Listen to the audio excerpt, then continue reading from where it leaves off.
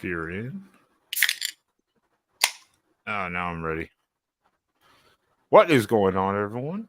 Welcome into the voice of college football's College Football After Dark, right here on the main channel. I apologize. I am busy pouring a beer, and I'm spilling it on myself. Very professional, as you can tell. We have our normal group of people here to talk the ACC 2024 schedule. So please, one by one, basically just Jackson then. Tell people where they can stalk you online. Oh, I will, man. You can find me on YouTube at Jackson Johnson 979. They can find me on Twitter at Jackson09960335. And you can also find me on Instagram and Threads at Jackson Johnson 543908. You can also find some of my latest updates on some of the next several episodes of the Jacksonian and what I got coming up on my channel. And you can also hear me run my mouth about what's going on in the NFL world, college football world, and other stuff, and so on and so forth. That means you're next, Sean. Hi, I'm Sean. I like talking football. I love it. I'm just Ben of Exploring with Ben and Sam right here on YouTube, and you can find all my other socials there, as well as every Tuesday or Wednesday on the Oregon live show on the Oregon channel of the Voice of College Football. Obviously, we have a topic tonight, and I want to get into that, but I do want to point out first, for those people, please do consider being a Patreon member or a YouTube member. It's very simple. Either go to the Patreon link, MarkRogersTV in the comment section, or click the YouTube membership. That way you can join the Discord here. And every Sunday that we're on, it's an open panel. The link is dropped. Everyone can join in if they choose to participate in the discussion and be right here on camera or audio with us talking about that topic. It's that easy. So just join the Patreon MarkRogersTV or become a YouTube member and pick your tier. It's that easy. There also, you go. It's where you can find the best college football information right here on the Voice College Football. Basically all year round. Well as make sure to remember the Big Ten live shows are now Fridays, 7 p.m. Eastern. It did move a few weeks ago, but I just want to make sure we remind people of that. And then please also make sure to check out the Big 12 channel covering all the teams in the Big 12. And the link is in the description section of this video. So please go consider doing that. Helps out a lot. Big 12 football at the Voice of College Football is 227 subscribers away from getting to 500. Let's get it to 500. And a big congratulations to SEC football at the Voice of College Football for finally getting past 500 subscribers. It is now at 505 subscribers. Let's get it to 1,000 subs. I don't like your attitude, B-Bean. Get out of here. Also, please make sure also just hit that like button for this video. It helps the show out a lot, helps the channel. And if you're a first-time viewer, consider subscribing to the Voice of College Football, where, again, there's college football talk basically almost 365 days a year for every conference. And a multitude of teams. Just more content that you can take in, honestly. And yeah, conundrum. This is the last year of the ACC. It may be. We're about to get into the news segment. And I that would be really insane. I don't see that happening, but I don't either. They could lose a couple members. So it has been talked. I mean, it's been pretty heavily considered conversation for this is the second season now, especially, and it's only escalated. But I don't think this is the end of the ACC. But yeah, Did everyone consider the Pac-12 completely imploding within Well, about a 3-week period? Well, I the mean, ACC has a little more protection with a grant of rights deal. It's well, there's always loopholes to everything. That's the thing. Yeah. Yeah. I mean, yeah, I know, but right now it seems like it would be a massive hit for Florida State, Clemson, Miami, anyone planning on defecting. It would cost them somewhere in the realm of like $120 million or something like that. I've heard to be. I mean, unless it was, I believe they said they need how many originally how many teams was it needed to leave to break the grant of rights, but then adding 3 more teams, now it has to be more or whatever. yeah, Even though SMU took a no money for several years. yeah. I don't know what the exact number is, but I think there's too many of the schools have a vested interest in keeping the ACC afloat for that to happen. I mean, Especially Syracuse, Boston Wake Forest, Syracuse, Wake Forest, Boston College, Georgia Tech. I mean, what are their options if the ACC implodes? It's true. Georgia I mean, Tech just stayed in the SEC in the 60s. It was that recently that they were in the SEC. Oh yeah. Yeah, but I mean, I get the point though. It's like there are these teams where you're like, what are they going to do? Like reform the Big East? I mean, which I'm not saying that's a bad thing. Yeah, but you turn it into like just kind of what the Big East was, that kind of gray area conference that's not really a power conference and not a mid-major. Not a big dog, but not a little one either. Oh yeah. I mean, like a year ago, we didn't even think the Pac-12 was gonna crumble. We thought it was gonna be San Diego State and SMU joining the Pac-12. Mm-hmm. But then months later, we saw the inevitable collapse of the conference. Yeah, that was your doing, Benjamin. I do. That was you guys, the ducks and the ducks and the dogs. Well, no, that's a whole different topic, but that was just years of ineptitude and pride and stubbornness on the account of especially the presidents of the schools doing that. I mean, they had a TV deal. They could have taken it, held it all together. They said, "Nah, we'll see what we can get." It got worse, so everyone's like, "Screw it, we're out. We're gonna beat them. We're out. Yeah, we're out." I mean, even at a partial rate for the Big Ten, it's still way double the money we were going to make there. So you can't blame a school for finances. But yeah, with the ACC, there are teams where it's like, I don't know what you would do. Someone did say, next year, there it is. Yeah, next year, BC, Georgia Tech, Apple TV, they might be stuck taking a streaming deal or a very small ESPN deal. If that were to happen, where the ACC fell apart and they did do like a version of the Big East.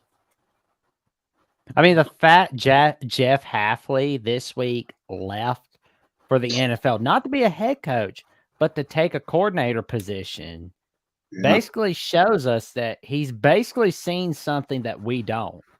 The signs are coming for Boston College, and it's not a good road for them. Yeah. Not yet, Mike. Calm down. Not yet. But yeah, Hamas Hero, I agree with you. Boston College, Wake Forest, unfortunately, are the Oregon State and Wazoo of the ACC. Because, I mean, yeah, Wake Forest, they've been doing pretty good here and there with Jim Grove and Dave Clawson. But it's not enough, unfortunately.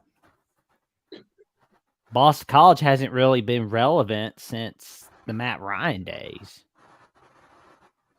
No. And I think I saw a graphic this week. Massachusetts produces the fewest NFL players per capita of any state. That whole region, that whole Northeast region, the numbers are really low. I think honestly, what would help Boston College and Syracuse is if they played their game every year at neutral sites. Like 1 year, it's a home game for Boston College, but it's at Fenway Park. And then next year it's at Syracuse, but then it's at Yankee Stadium. You think people are going to show up to Fenway and Yankee Stadium? Hell, I would. I would. It's just an interesting scenario to think because, I mean, it was like even when the Pac-12 did implode, I thought the Big Ten will come in and just take up Wazoo and Oregon State just to take up Oregon and Washington, both states completely. Why not make a West Coast division? They were like, nah, we're good. And you just left those schools don't even come close to the academic standards that the Big Ten cares about. Well, I understand parts. I understand parts of that, but at the same time, you could literally make a West Division, like full on just West Division, then, and make the travel. Because also thinking about the travel stuff again, so you'd be like, well, you just play. But they didn't do it, and so that says when teams go, well, this team will get picked up because of this or this.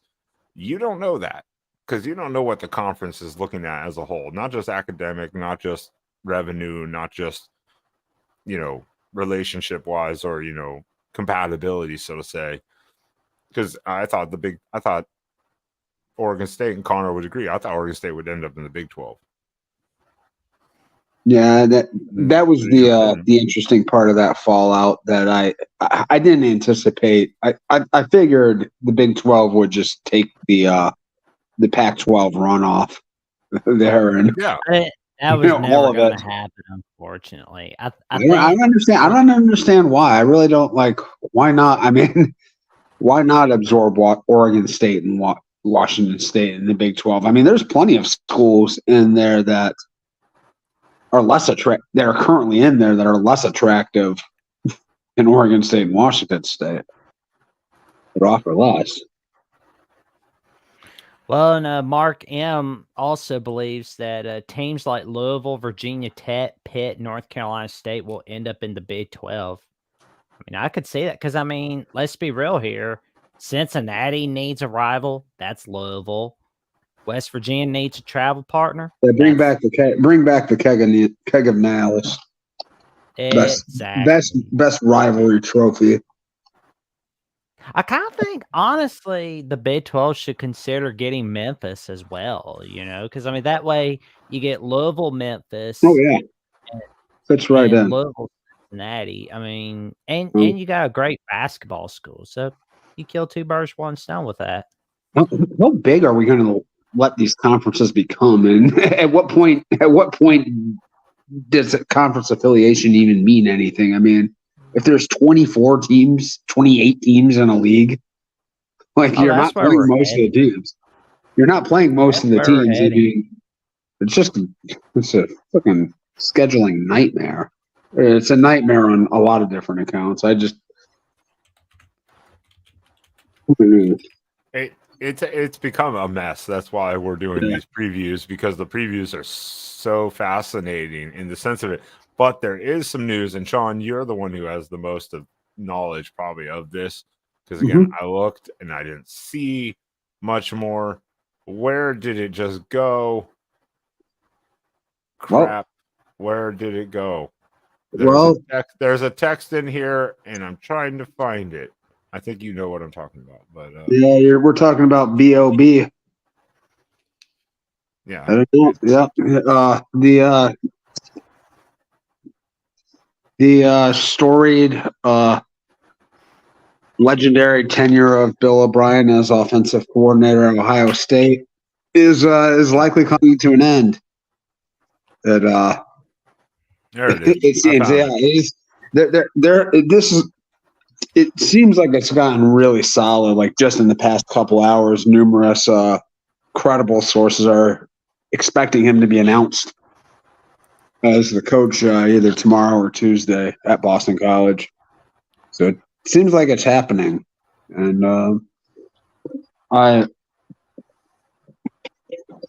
good thing for Bill O'Brien. He has a son with I forget exactly what kind of disorder, what kind of disease he has, but supposedly the best place in the world to treat it is in Boston. The best doctor specializing in his son's ailment is there. So that would be a big reason for him incentive for him to want to go back there. And that makes perfect sense. Yeah. And I think he would like to be a head coach again. So that's a good get for BC. Well, I mean, he's already been, he's been the Alabama OC. Mhm. So, and he's coming back with it. So, I mean, why not, if offered the head coaching job, try to reinvent yourself that way too? Not just with location, obviously being probably a part of a factor. If that's the case, that makes sense. But then a head coaching job on top of it. I mean, it's kind of a win. It's kind of a win-win in the sense, if that's true, for Bill O'Brien. Yeah, and I mean, we've already seen him. I mean, we know Boston College is not in the greatest situation right now. We've seen him go into maybe the most difficult situation a head coach has ever been put in. Yeah. And I think everyone agrees he passed that test with flying colors. It was 2 years at Penn State. I mean, listen, cephaly is apparently the brain disorder. Not sure what that does, but anything that has a brain disorder, that's not good. So if he can get it treated locally and be a head coach somewhere for being home with the family more, obviously, again, that's a win-win for Bill O'Brien. So yeah, yes, and I mean, like I do think being a coordinator at Ohio State is probably better for your career than being a head coach at Boston College. I mean, didn't really work out all. I guess it worked out okay for Hafley. I mean, he's going to be a coordinator in the NFL, but I think if he had to do it all over again, he would not have taken that job at Boston College. It would have been better for his career prospects to stay and continue to build really good defenses at Ohio State. The Conundrum has a great idea for the Buckeyes.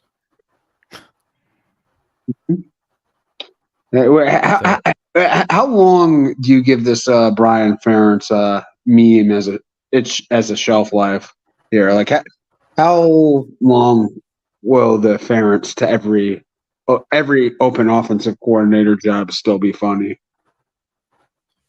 I think we've got. I think we've got a couple years out of it. It's going to be funny for a while. Yeah, and then when it gets to like this time next year, everybody's going to go, "Who's that guy again?" That's why we're trying to milk it while we can. I mean, got to get some humor out of it. I mean, you can't score 24 or 25 points a game on average over an entire season. That's bad. Well, they weren't even getting close to that. Not even close. I mean, I think literally by the Big Ten championship, I think they needed to score like 133 points or something like that. It was, to average out. It was, they were a gambler's dream, though. I mean, Vegas could never come to grips with what they really were. Keep putting over-unders in the 30s. Like, nah, Iowa's scores are never getting that high.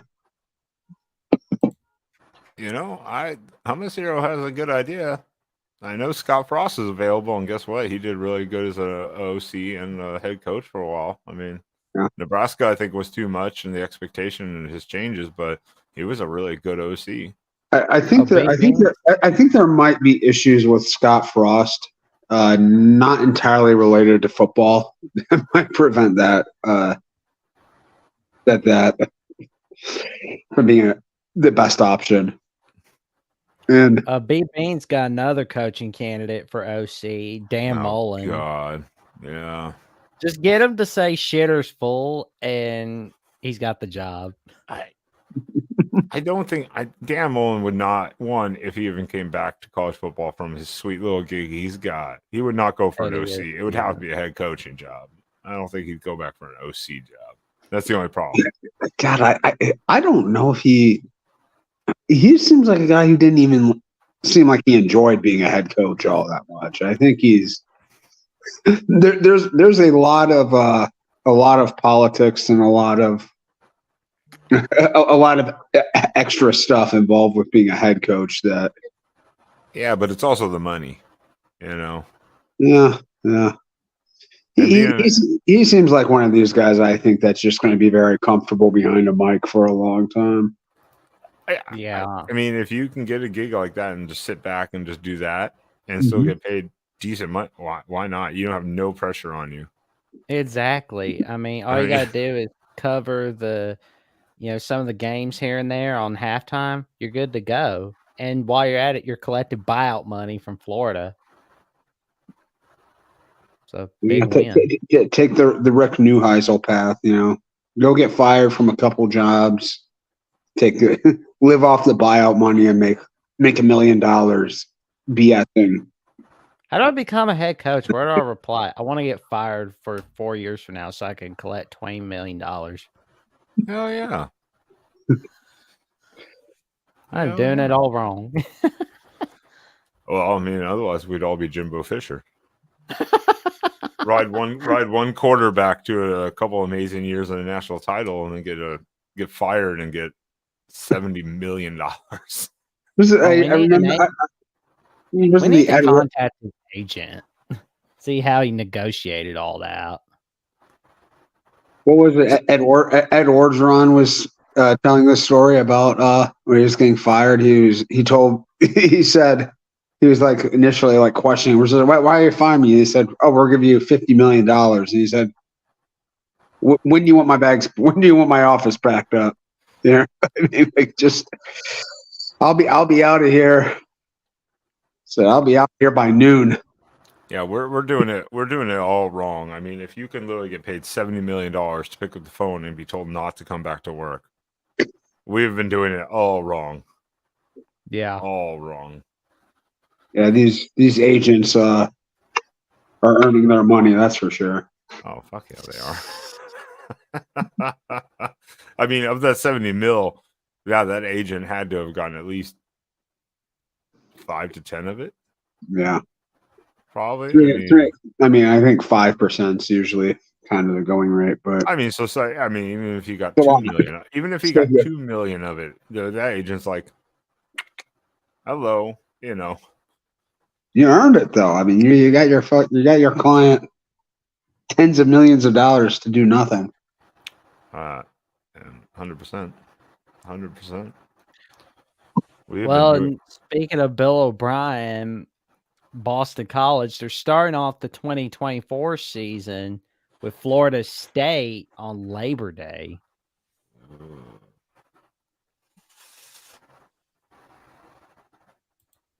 Wait, Boston College is starting out with Florida State?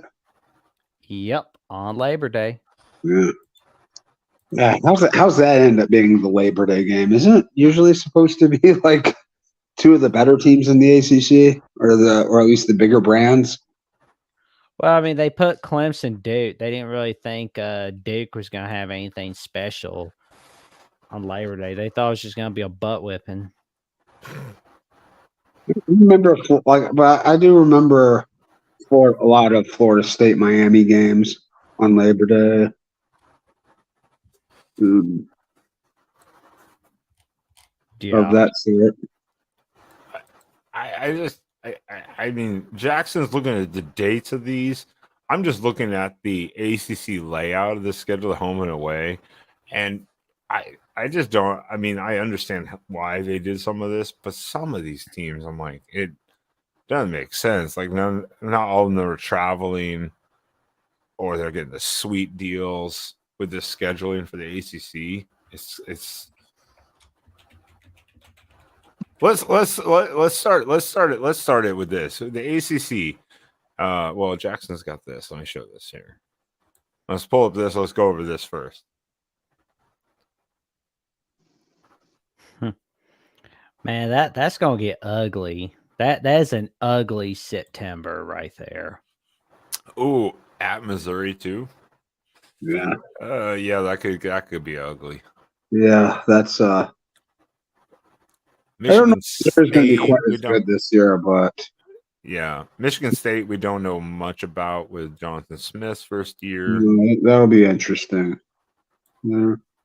Western Kentucky, you know, they can just chuck it. They can throw the ball everywhere.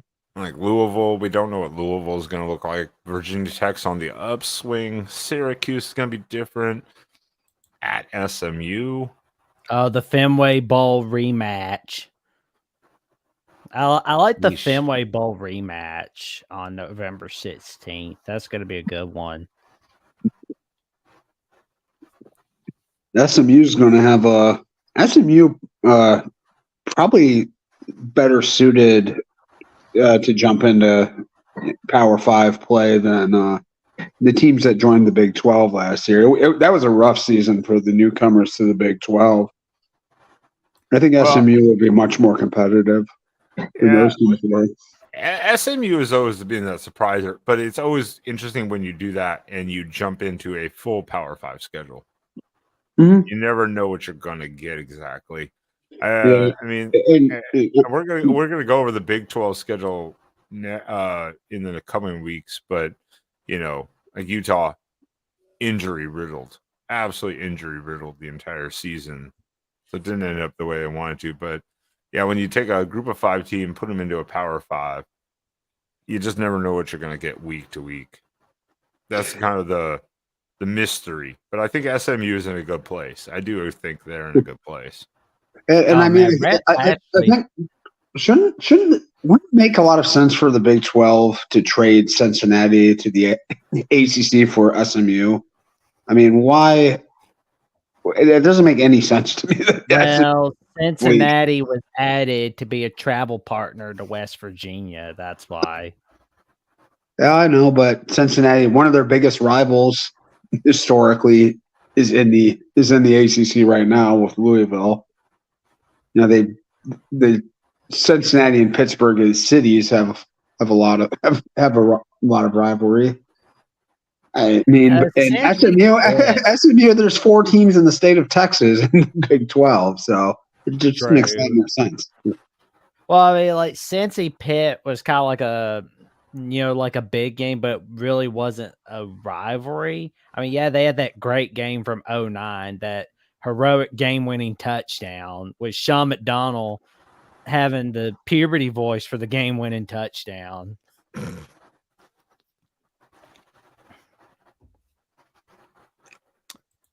But yeah, Boston College is going to be they are one of the 6 teams out of the 14 teams that will play at least one of the 3 newcomers.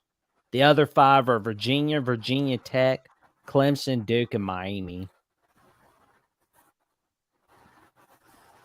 Wait, you're saying they'll play one of the 3? Only 6 teams. Only 6 teams are playing one of the other 3.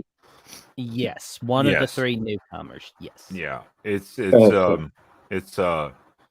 why I was looking at the home and away of who plays what. So 8 of them will not be playing SMU, Cal, or Stanford at all. Well, only 2 teams are not playing Cal, Stanford, or SMU, and that's North Carolina and Georgia Tech. Okay. But there's 6 other schools that are playing 2 of the 3 newcomers. Okay. None of the current 14 teams are playing all 3 of the newcomers. And that's why there's some of these it's the same with every conference now. It's become just like ridiculous to look at. Now, like Cal playing Stanford. That makes perfect sense.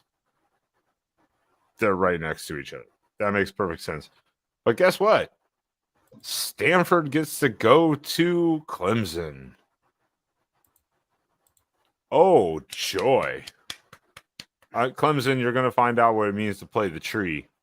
It's not pleasant, trust me. Ask Colorado. I'll stay up late for that game. Oh, I can't believe we're calling Cal Auburn an SEC ACC matchup, to be quite honest. Classic, I mean, yeah. Heart of Dixie. That's why I said it's just so bizarre to see this and think, oh yeah. Because last year it was SEC Pac-12. Now it's SEC ACC. It's like, what?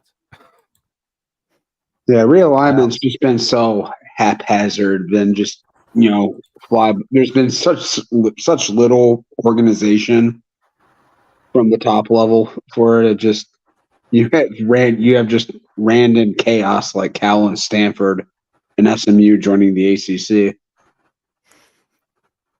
Yep. The band will be all over the field for that game. That's if Clemson allows the tree or the band to participate, I guess. Depends on if they behave the rest of the season, I guess. No. Talk about a meme that has had some shelf life. It's happened over 40 years ago. We're still making jokes about it. Well, it's also this last year. It was not this last year. Sorry, the year before. I think it was 2022 where they suspended the tree, and it was hashtag Stanford hates fun. So yeah, we're gonna have to see what Stanford gets to do during that game. That'd be so funny.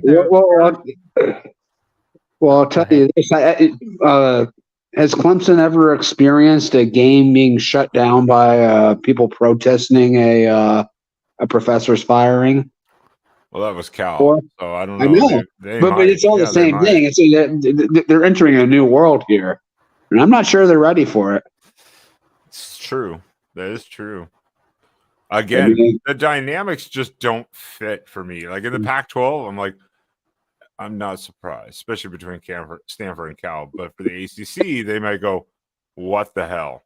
Can they survive the contact high they will get from entering Strawberry Canyon? There, I mean, are they equipped for that? That's a good question. Well, we see the first conference game for Cal will be Florida State, and the first home game as an ACC member will be against Miami. Is this going to be one of those games that Miami loses that they shouldn't lose? Kind of feels like it will be.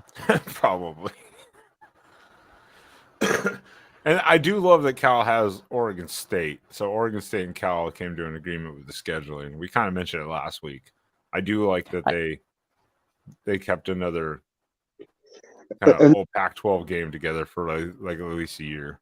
And that's a pretty big sacrifice for them. I mean, it's not easy for them to get bowl eligible. So scheduling a tough game out of conference.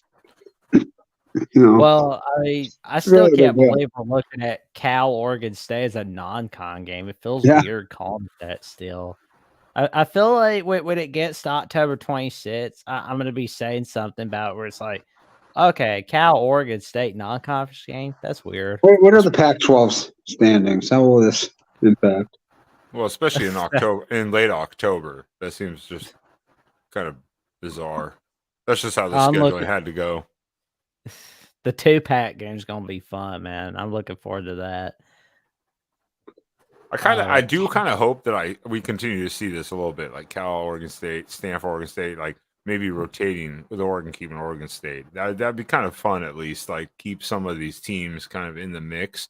I'm surprised I haven't seen Wazoo pop up on some of these schedules, because that would really keep the old Knicks, kind of for fun. They'll pop up. They'll pop up when we cover the Big 12 schedule. Yeah, which is not this week. People stay focused, chat. Stay focused. I know you, chat. You run wild. I think everybody on the chat's debating about Michigan again. I know, that's why I was like, chat, you stay focused. Literally all we ever talk about here. But I see that Cal Stanford's on the week before rivalry week. Cal SMU is on rivalry week. Should Cal Stanford be on rivalry week, or should just stay as is on the week? No, before it should be on rivalry week. I mean, it definitely should be. If you're going to keep the two Pac-12, those two former Pac-12 schools in a conference, they should play home and home every rivalry week. I'm sorry, that should just. They don't always play the last game of the season when they've been in the Pac-12, have they? I mean, this is pretty consistent. It's normally like the second. They normally play that, I believe, since pretty close. It's been a while. 2007, 2010. They haven't played the last weekend. Not for a long while now. Yeah, I know. So this isn't actually all that new to them. Yeah, but with the ACC, kind of like that last week, let them have that one. Kind of like Oregon, Washington for the Big Ten. We'll get into that in another show. Is on the last weekend of every year now. Oregon, Washington. Oh no, my mistake. 2010 was Cal, Oregon State. Yeah. So it just kind of makes sense, like a traditional standpoint. But when we're looking at this, because Jackson has this up, and we haven't touched on it yet, but the protected rivalries, I have to give shit to the ACC. Stanford Cal protected rivalry, I got that. But Cal SMU, Stanford SMU are also protected rivalries, and I'm like, they have no history together. I get the Cal Stanford connection, so they just put the newbies together and be like, these are protected rivalries. Yeah, well, I mean, SMU has to have somebody protected, right? Like you can't just have something that plays completely random. It kind of feels like West Virginia, Iowa State, where people will be trying to say, "Oh, that's a rivalry." No, it's not. No, it's not. Same thing with Penn State, Michigan State. When Penn State left for the Big Ten in 1993, people tried saying it was a rivalry, but a lot of people come on. Yeah, because it's like there's no way Penn State. This has Penn State, Michigan State, West Virginia, Iowa State feels all over it, where it feels just forced because of the circumstances. That's what it is. I think it's the newcomers. Cal and Stanford have a thing, so fine. So we'll just match them against SMU individually because also they're the furthest west.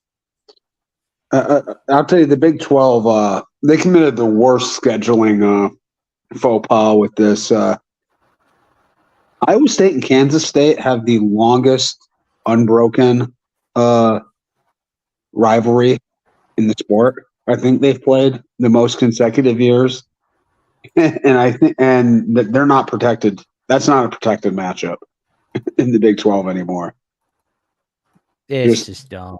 Utterly, and it's got the best rivalry nickname in sports, Farmageddon.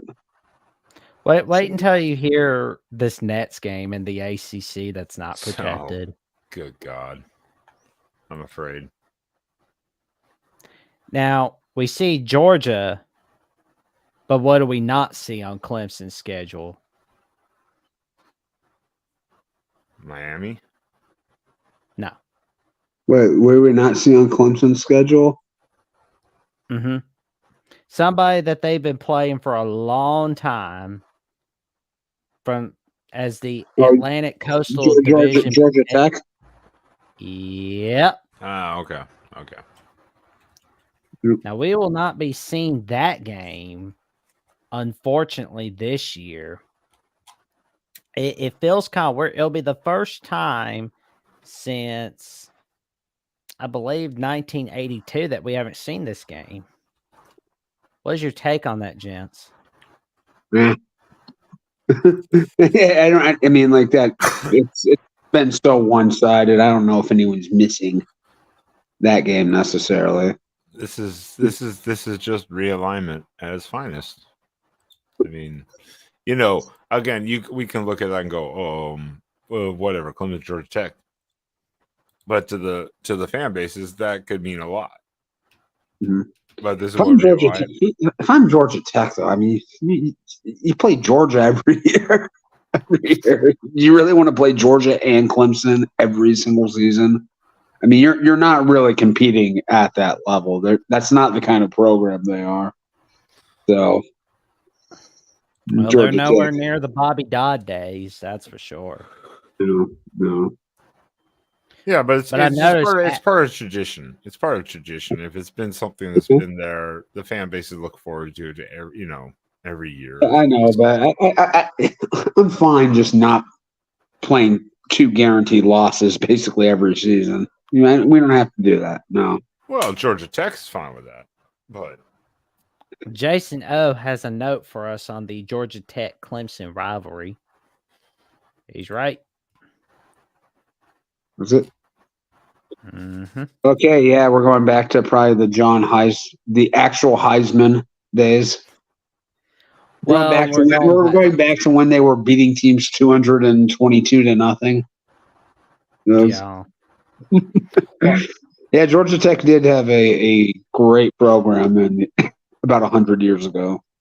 Well, the And they did- last time they beat Clemson was 2014, if everybody remembers that game. Yeah. 28-6.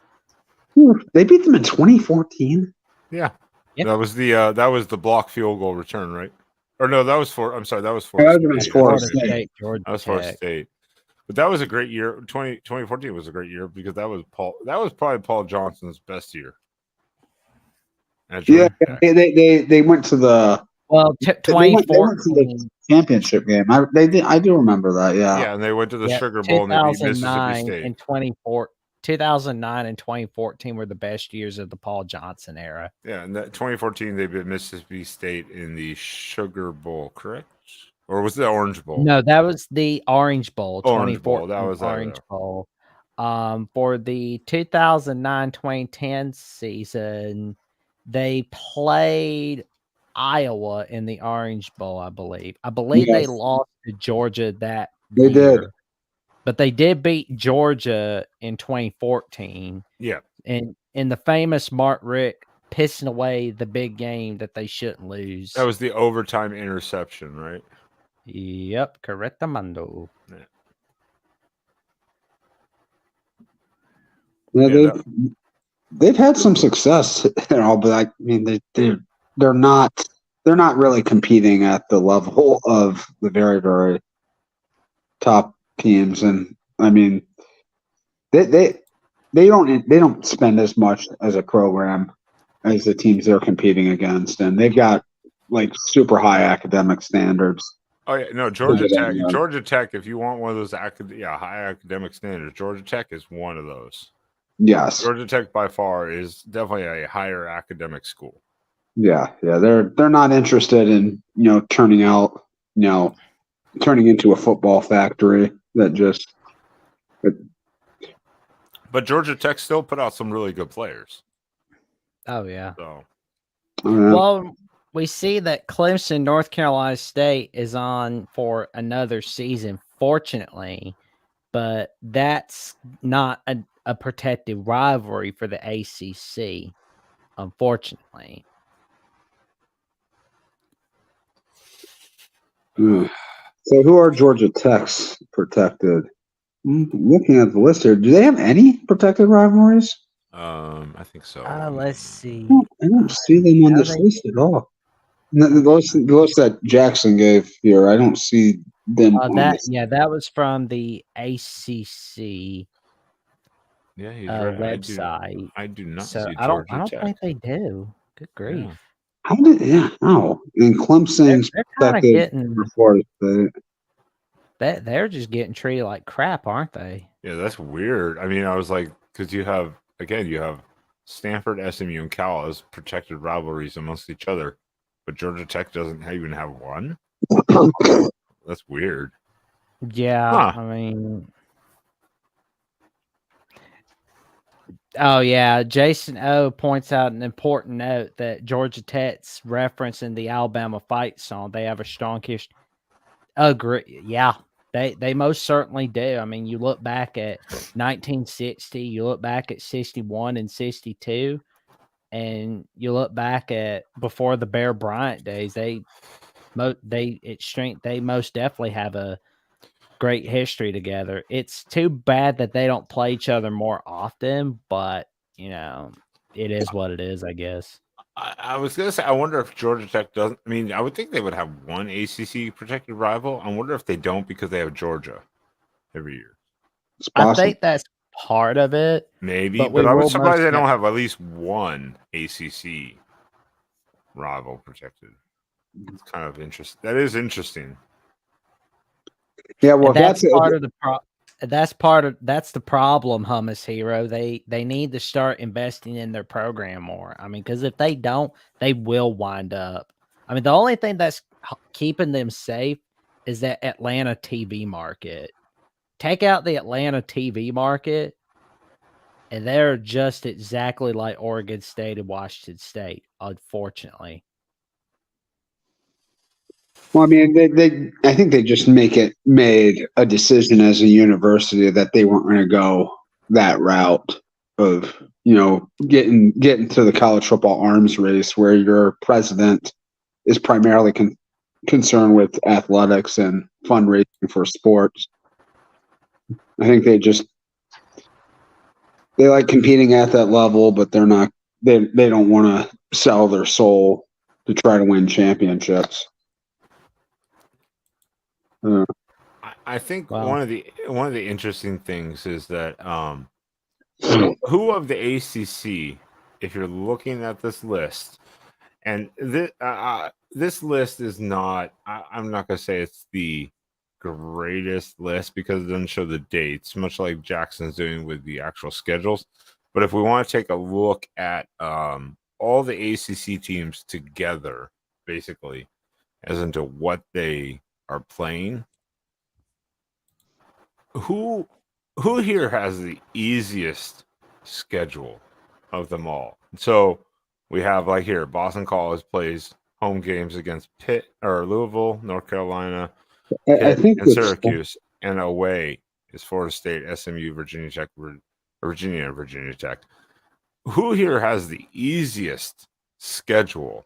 Because some people have said Miami, which I mean, I'm not gonna crap on that. Duke, we don't know what they're gonna look like. Florida State, I'm assuming they'll still be okay.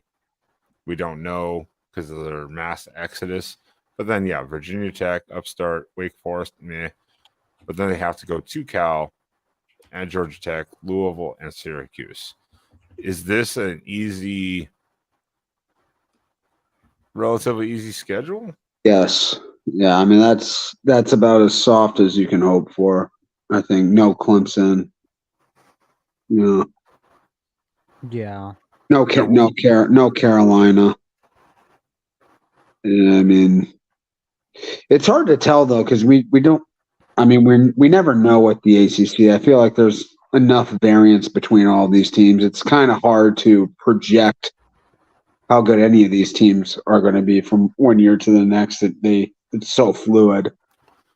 Well, then with Florida State having such a mass exodus of players, we don't know what Florida State will. They've also got a mass. They've also got a mass import of players too. They've been hitting that portal really hard. That's true. Well, so is Miami too. Mm-hmm. I mean, and decently, but you just haven't seen those results. Oh yeah. I mean, Clemson has done absolutely nothing, but they've still always been a decent team, But I don't know. And they don't have to play Clemson this year. So Clemson's just. I mean, that's the one team in this league that you can pretty much bank from year to year. They're at least going to be really good. Like that's always going to be tough. The rest of them, I mean, remember that 7 year? There was a 7-year period in which every team from the Coastal played in the ACC championship game. There's 7 teams in the Coastal, and each one of them played in the title game during that 7-year run. I mean, there's just so much variance and volatility in this league. Yeah, And a lot of parity too. I mean, who's going to be good any given year? It changes. Hey, someone has to talk ACC football around here, and it's us. All right, you calm down over there. We've got about 9 months until the season starts here, or 7 months now. 7 Yeah, months. well- we have plenty of time to get to Michigan, Ohio State, Georgia, Oregon, those teams. I'm excited about the week 0 game between Florida State and Georgia Tech. That's going to be a fun one. Week 0 games are always great, especially when they're in conference, because you don't know what each team is doing necessarily or what they're trying to do. It's kind of those are always kind of fun.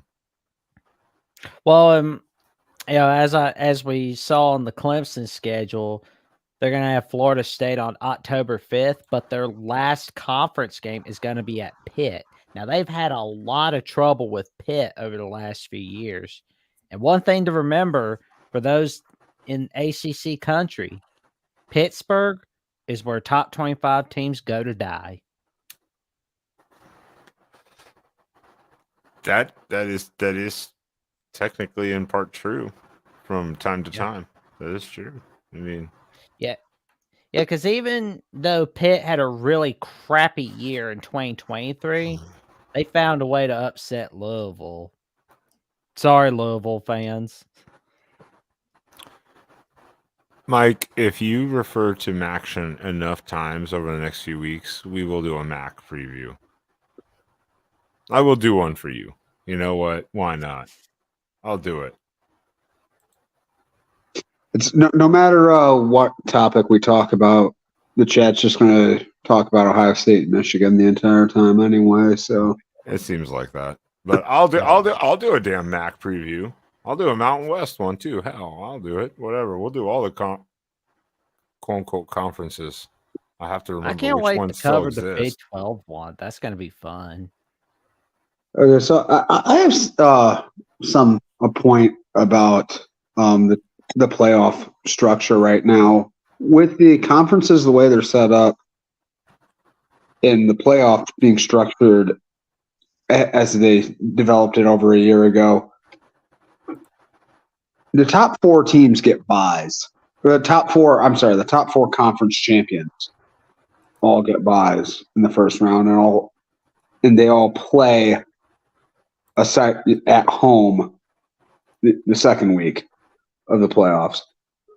Does that make any sense right now, given the way with this realignment? Because the ACC and the Big 12, both of them, their conference champion might be like the 15 to 20th best team in the country. Like they could easily both have champions with 3 losses next year. That wouldn't surprise me at all. And yet they're going to end up getting a bye and getting a home playoff game. Wow. I think the ACC champ will have 1 loss, and the Big 12 champ, I'm not sure. I say give me until summertime to really figure this one out. And also 6 conference champions were slated to get into the playoffs, which that would mean there would be 2 group of 5 teams there. No, they don't. They have not run the triple option in forever. 3 years. 3 years now. They got away from that. Well, it's been longer than that. Has it been 3 or 4 when Paul Johnson was fired? Well, he wasn't. Or fired. he left. He resigned, walked I think away. it's been a little bit longer than that. It hasn't been. It it's doesn't been feel like like it's 5. been that long. Jeff Collins was there for like 4 years, I think. Yes, 2019 to 2022. Oh, okay. Wow, it has been long. It doesn't feel like he's been gone that long. I don't know why. Jackson, who's Georgia Tech's coach now? I'm just drawing a blank here. Coach, it is Brent. Someone. I was like, yeah. What is his name? I could Google Yeah, this. Brent Key. I get the Oh, names Key. mixed up. Yeah. Brent Key. That's right. Yeah, because I was like Brent Pry, Brent Key. I was like Brent Pry's at Virginia Tech. Brent Key's Yeah. That's why when you said Key, I was like, oh yeah, Brent Key. That's maybe why I was getting confused. So I'm like, what is his name again? I couldn't even remember. But yeah. Damn, I can't Well, believe Paul Johnson been gone that long. on a happier scheduling note for 2024, all 4 of the NC schools are going to play each other this year. We see Duke, North Carolina playing on September 28th on week 5.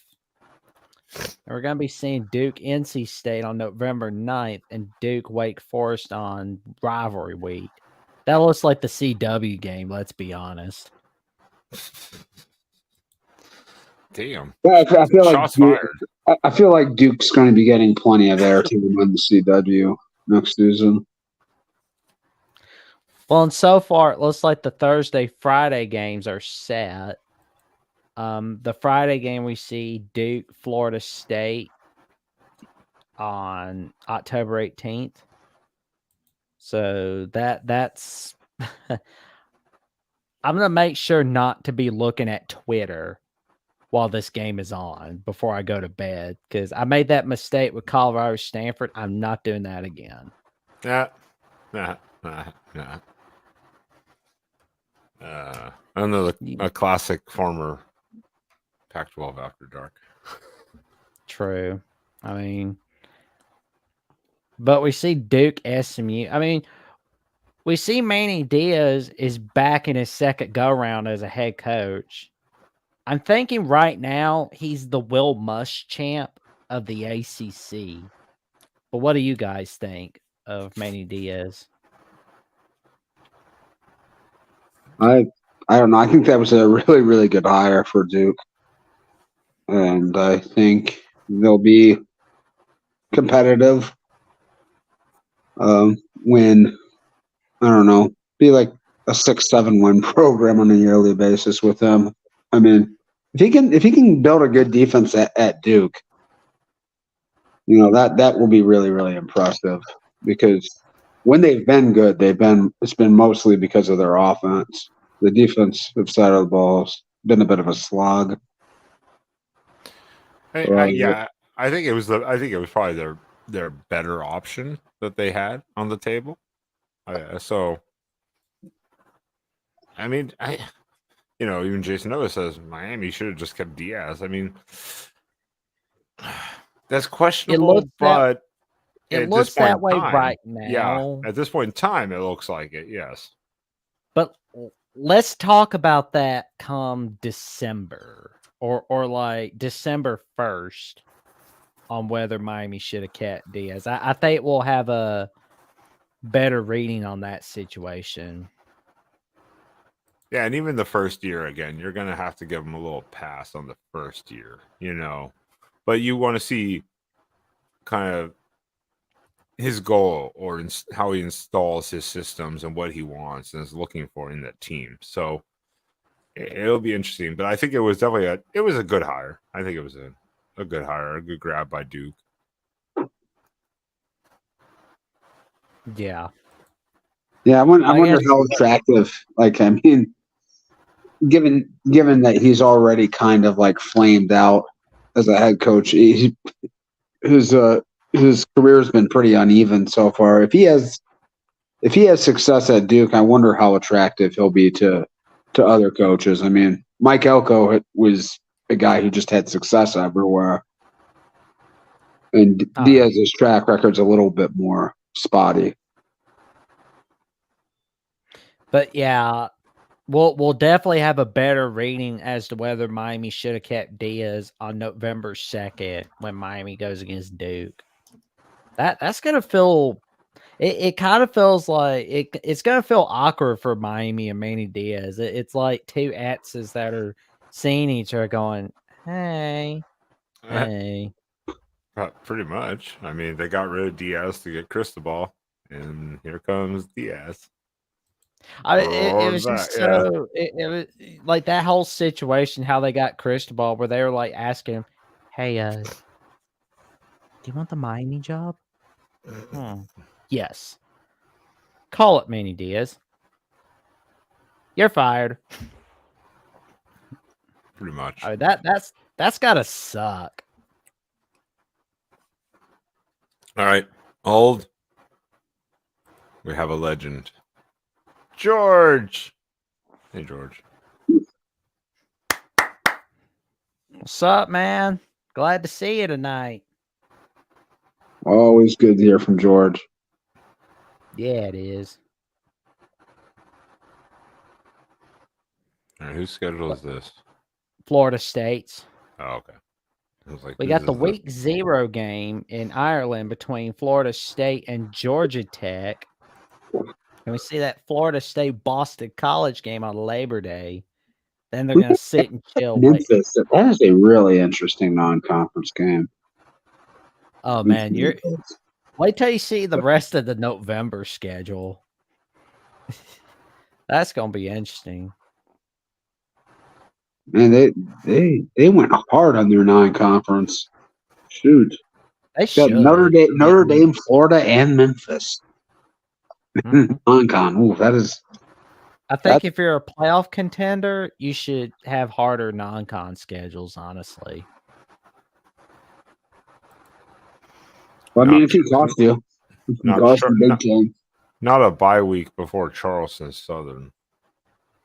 Yeah, no Charleston Southern. We're getting rid of that. A bye week, Charleston Southern, and then Florida. 2 weeks of practice for Florida. And we see the two protected rivalry games for October, Florida State and Clemson on October 5th, and we see Florida State Miami on October 26th.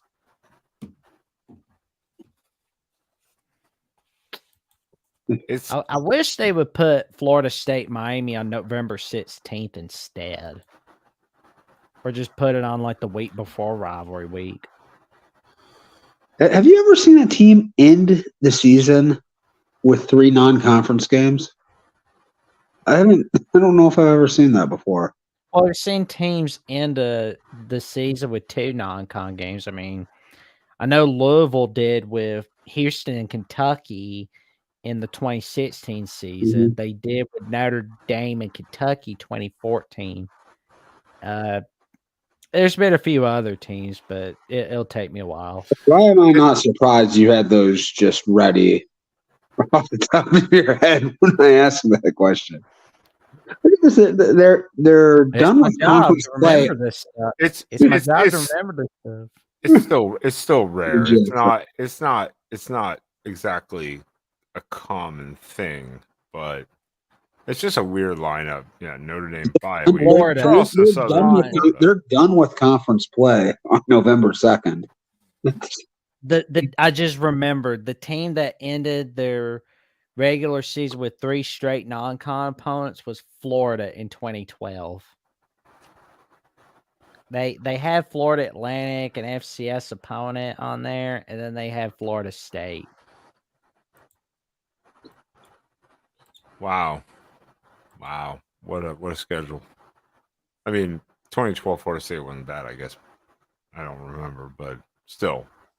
Well, Florida State was going to play West Virginia, but then West Virginia bought off the home series because they were going to go to the Big 12. So, unfortunately, that never happened.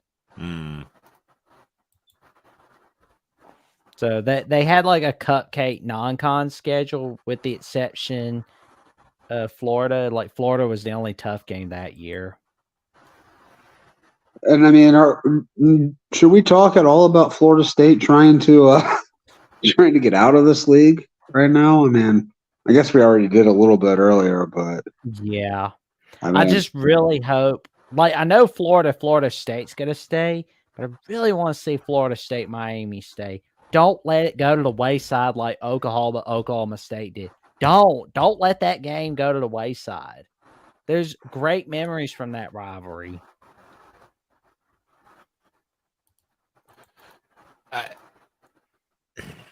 It's tough. This is the whole part of the realignment. This is why we're doing these look aheads. It's not just to talk about the schedule. Let's talk about the realignment, how bizarre all of this is, because this has been something you see every year, Florida State.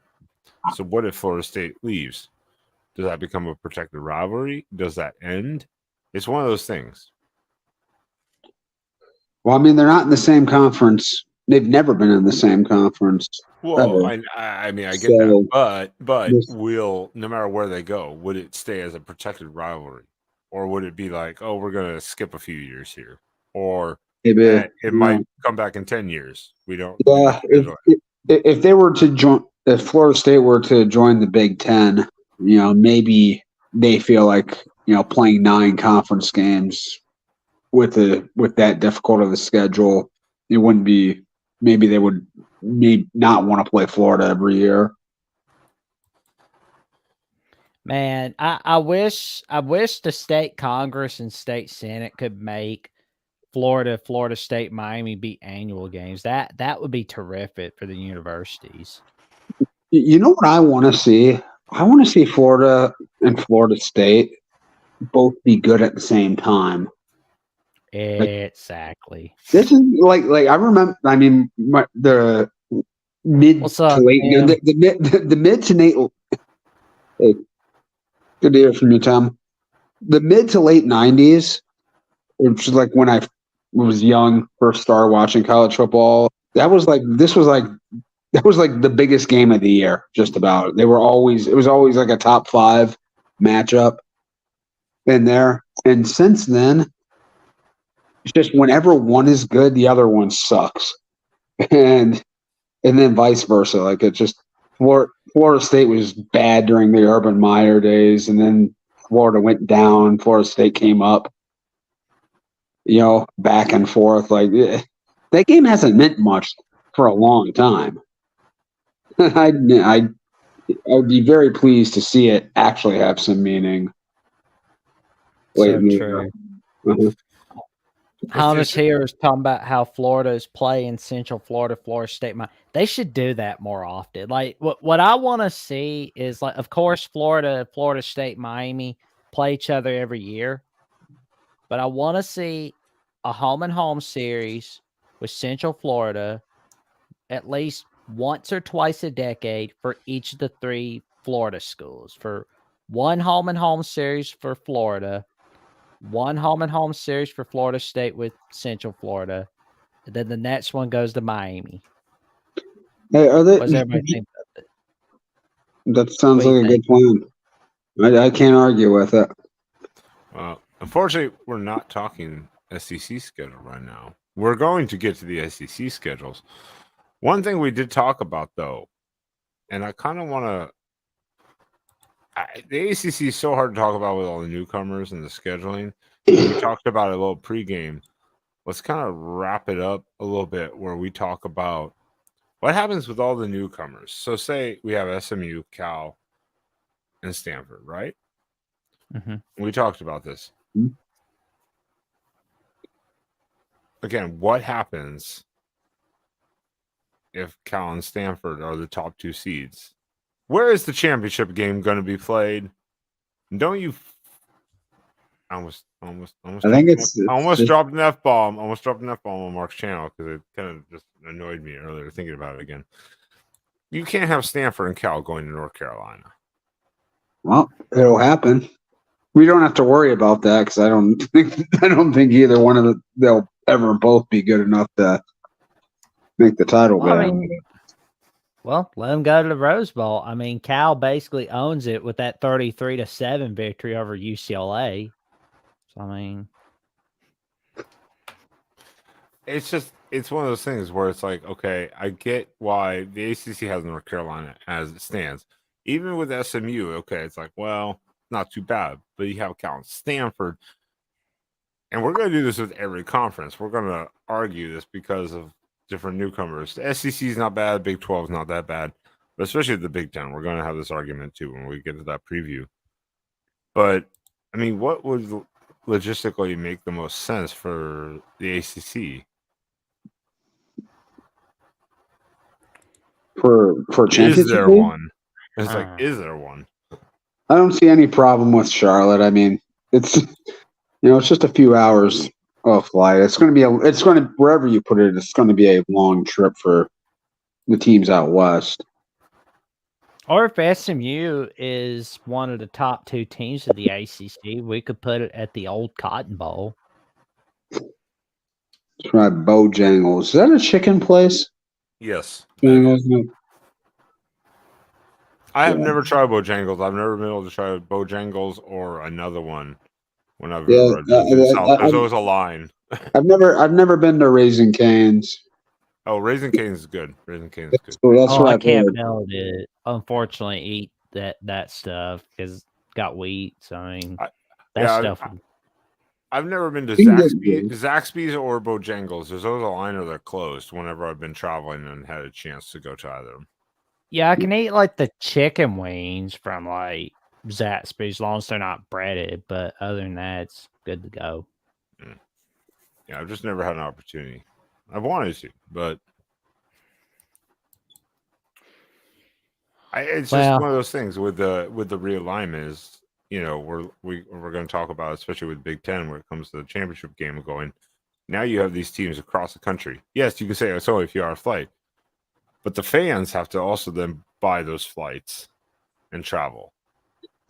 Well, Stanford and Cal fans don't really have fans anyway. So okay, act like they do have fans, dick. Hey, maybe there'll be fans at that Florida State Cal game. Oh wait, that's gonna be a Florida State fan base. There'll be like 1 or 2 Cal fans. that's in Tallahassee. Mm-hmm. Well, I mean but yeah, Florida State's gonna be one of the 6 teams that has two of the 3 newcomers on their schedule, and the Nets team, get away from me, Capital One. Georgia Tech does not have a single newcomer on their schedule. They got a Thursday night game against North Carolina State. So instead of a newcomer, they get a Thursday night game. Okay. Look at that, though. Look, that's also some odd scheduling there. They have 2 bye weeks in 3 weeks there, too, huh? Yeah, I guess because they have that week 0 game. But that's one game in 3 weeks. I don't know if I've seen either. Like almost. That's the funny part. They get to sit and chill for the wait for the Miami game, and they get to sit and chill after Miami. Yeah, that's a weird ass schedule. What the hell is going on there? Well, 3 bye weeks. We're looking at their season starts. Oh man, I can't wait for that Georgia Tech Louisville game. That's gonna be a fun one. Can North Carolina get revenge? Is the question. Of course, they've got Notre Dame as well. They are hosting them, but I don't know if that makes a difference. Oh, they'll probably put on the CW. This is the problem with the ACC right now too. Is I just don't know what to make of the ACC and some of these teams. It's like you just don't know what you're gonna get. No, but you never do. You never do. That's that's part of the charm of the league, right? I mean, that's true. That's true. I mean, Virginia Tech's on the upswing, and there's so many other teams that have massive turnover with coaching staffs or players, and you don't know what you're gonna exactly get. It's weird. I expect Louisville to be decent. I think Virginia Tech they should keep an upward trajectory unless they completely collapse. North Carolina, what are they going to do without Drake May? You know, there's a lot of questions. Yeah, I'll say I kind of expect SMU to be quite competitive next year. I think we saw the newcomers to the Big 12 all kind of struggle. Houston, BYU, Cincinnati, and UCF. I think those programs kind of all came in on a bad year, but they all really struggled the first. And I think SMU's got a good quarterback, good coach, good continuity. I think they're ready for the step up. I think they should win 8-9 games next year. I think. You think maybe Brent Key could be the Nets' Mike Elko, or no? No, I don't see Georgia Tech having that kind of success. But I mean, Well, they yeah, I've seen overachieved. stranger things happen. Yeah, I mean, Uh, what Mike Elko did a couple years at Duke was really impressive. I think people might have unrealistic expectations for what you should expect at Duke because David Cutcliffe had good success there, and Elko knocked it out of the park. I mean, that's still like one of the least desirable head coaching jobs among the Power Five. So, maybe people expect that Duke should win 7, 8, 9 games a year. I don't think that's realistic, actually. Wonder if Jeff Brom can have another exciting year for 2024. He's doing some business on the recruiting trail and in the portal. I mean, it certainly seems like a program on the uptick. I think last year was pretty fluky for them. I don't think they were as good as their record, and I think it showed in the bowl game against USC. But Brom's a heck of a coach, and I think he'll get there. 3 road games in a row. That's nuts. You got to go to Chestnut Hill, Massachusetts. You got to go to South Carolina, sit and chill for a week, and then go to California. That's Stanford. And that's a variety of locations there. I mean, at least they have the bye week. At least they have the bye week before going to Stanford. Yeah, you go from Boston down to South Carolina and then out to Silicon Valley. That's a lot of. You can get a lot of experiences there with those trips. Well, on the bright side, they get a shot at revenge against Pittsburgh, so that'll be a fun one to watch. Just don't put that game on the CW for Louisville. Put it on ESPN2 or ACC Network. The CW's got to host they've got to put one big time game there so people will know that the CW actually broadcasts football games. I'll be honest, the only time I watched Kamar's reruns. There was only a few times where I watched it. It was Virginia Boston College, the Barstool Arizona Sports Bowl, but I think I should have been watching CW a little more.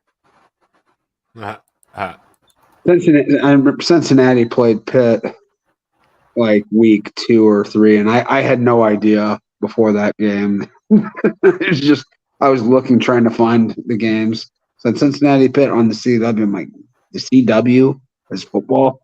And no, Purple Orca. Will had a chance to come on tonight as a Notre Dame fan. He did not. So no, I am not going to do a Notre Dame schedule preview. No, absolutely not. Forbidden, banned from this show. I don't know. Maybe we will. Maybe we'll add him in with a G5 conference.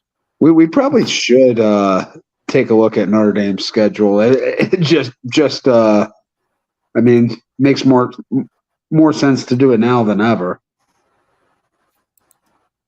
Oh, there's Miami, Florida. There it is. There. Yeah, that's non-conference schedule. They do have Florida, but yeah, pretty weak rest of the non-con, and then they've got it set up right. South Florida. I'd be careful with South Florida. Yeah, I mean they are on the uptick. They did go to a bowl this year and beat the ever-living tar out of Syracuse in whatever bowl game that was. I think it was the Boca Raton Bowl. I can't remember. I know they beat the hell out of them, but I can't remember which one it was. Yeah. Well, and they kept it close with Alabama, so yep, it was Boca Raton Bowl against Syracuse. Mhm. And we see Virginia Tech's on Friday night, so that's going to be a fun one.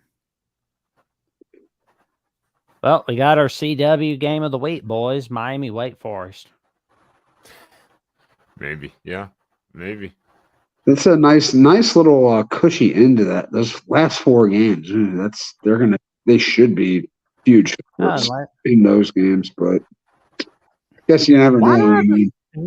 Why do I have this weird feeling that they're going to upset Florida State and then a few weeks down the road they somehow lose to Wake Forest? I have that weird feeling that's going to happen with Cristobal. It could. I mean, it could. Don't ever put it past. It's just weird. But knowing them, they could actually do that. I was more of an Angel fan myself, Thomas. I thought Eliza Dushku was it.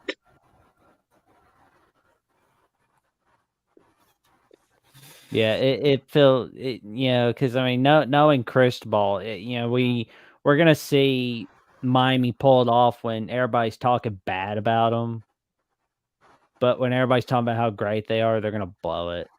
They're weird like that. That's generally how it goes. I mean that is literally how it goes.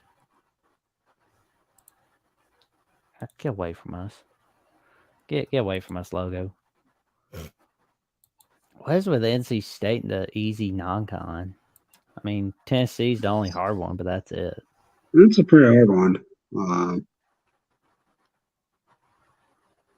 Just that, Louisiana Tech's a dumpster fire. Yeah. NIU hasn't been good for a while. Who else?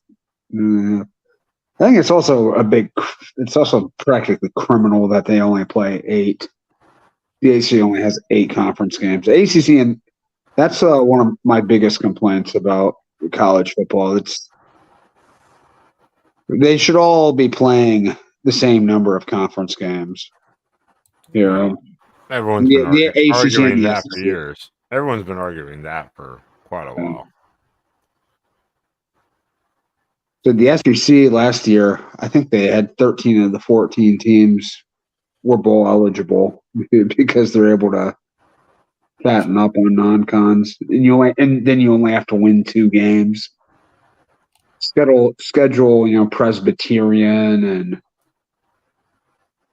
VMI, and right before rivalry week, so they can get a bye week basically. Yeah. No offense, Jackson, but yeah, I mean, like Oregon's playing USC or something, or whatever, and Ohio State's playing at least like in Indiana or whatever. We're not playing the FCS squads. Same with the ACC. We've seen it multiple times already through this scheduling. Yeah. I wonder if NC State, North Carolina will be on Black Friday. I mean, I know the final scheduling notes won't be official till late May. They've played that game on Black Friday the past few seasons. I think it's a really good Black Friday matchup. Now I wonder what 5th-year transfer quarterback they're going to have this year.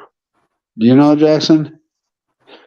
MJ Morris, I believe, he hit the portal. I'm like almost positive of that. I don't know what NC State's QB situation is right now.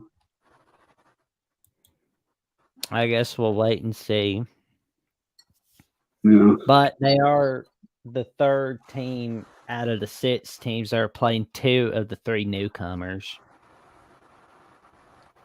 So we see Cal and Stanford on that list for NC State. But with NC, we don't see a single newcomer on their schedule. We see the South's oldest rivalry on October 26th back on the docket annually, North Carolina, Virginia. Unfortunately, they didn't make It's sort of rough calling. Is that really South? I mean, I guess they were both part of the Confederacy, but how South are Virginia and North Carolina? How Southern are they really? That's true. We see they got a pretty good non-con schedule. Yeah, So at they got- Minnesota. I mean, it's pretty easy, Yeah. but Minnesota could give them some trouble. Yeah, James Madison. I think we kind of expect them to regress a little bit with the I forgot coaching. Charlotte. I gotta be honest. I forgot Charlotte's in the American Conference for a moment. I thought they were. I was like, oh man, they're in the conference. You're saying nope, they're in the American Athletic Conference. Pitt is not at Pitt for the North Carolina matchup. So North Carolina gets a shot at revenge against Georgia Tech and Virginia. They have quite a few home games too. Yeah. I just wonder if we'll see more Thursday night matchups. I mean, North Carolina, Minnesota is probably going to be on Fox Sports 1, I'm sure. Yeah, I haven't seen many that throughout here that are scheduled for Thursday and Friday night. There's a few, but the ACC should be playing games on Thursday and Friday night. Okay. I don't know why people get upset about Thursday games. I love the Thursday games. But we see Pittsburgh's schedule. There's the backyard brawl. Well, there's the Thursday night match that they have against Syracuse. And they are the fourth school out of the 6 schools that are playing 2 of the 3 newcomers. Can't believe we're talking about Pitt SMU as a conference game still. That's still shocking. That's half of these.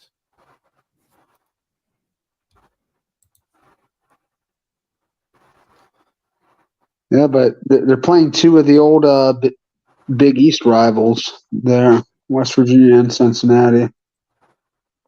Well, I mean, West Virginia is more of a rival than Cincy, but I mean, Well, I wish they could get rid. I wish they could get rid of that Youngstown State game and replace it with Penn State. No, that teams aren't going to make their schedules that hard. But Youngstown State, that's Pat Narduzzi hosting his alma mater in that game. Yeah. Pat Narduzzi, so that probably had something to do with this game getting scheduled.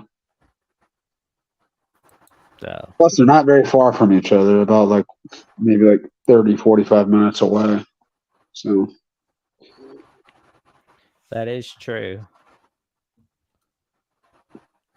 Man, that Clemson game, I'm curious to see that Pittsburgh Clemson game. Because in recent years, Coach Narduzzi has been giving Clemson a lot of trouble. I mean, the last time they played each other, it was a win in 2021. Yeah, I mean, I just don't know what to expect from a lot of these teams. That's kind of my biggest issue with trying to not necessarily predict, but even just kind of have a solid stance on some of these teams. It's just so hard. Yeah, I haven't done a deep dive on many of their rosters either, so it's kind of hard. But Pitt's another transfer portal QBU type of thing. They just keep recycling guys that failed in other places. It seems like every year they've got a Keaton Slovis or a Phil Dracovic. I guess Kenny Pickett was there for about 20 years, but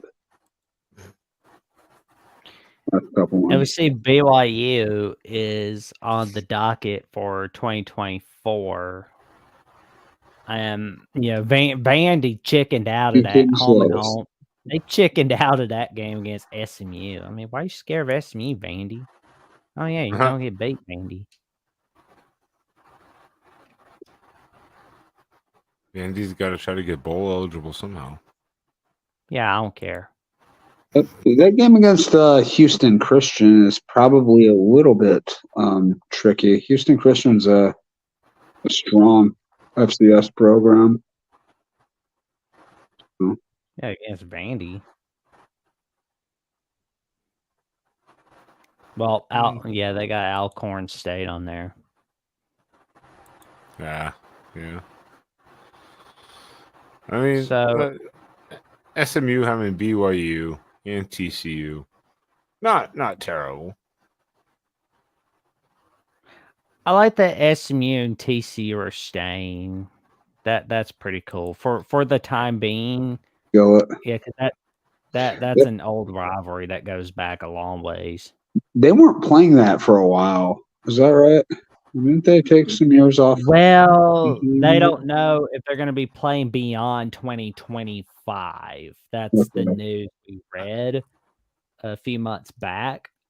I mean, it makes sense to keep it one because literally they are 40 miles apart.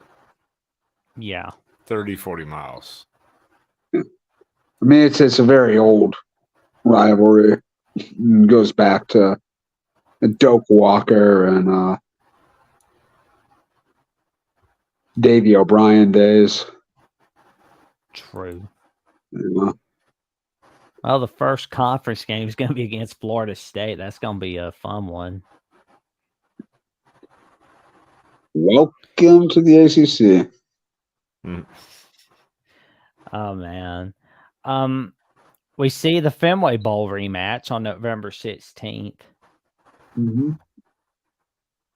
Well, you got some competition. Wake Forest, Miami, SMU, Virginia on the CW.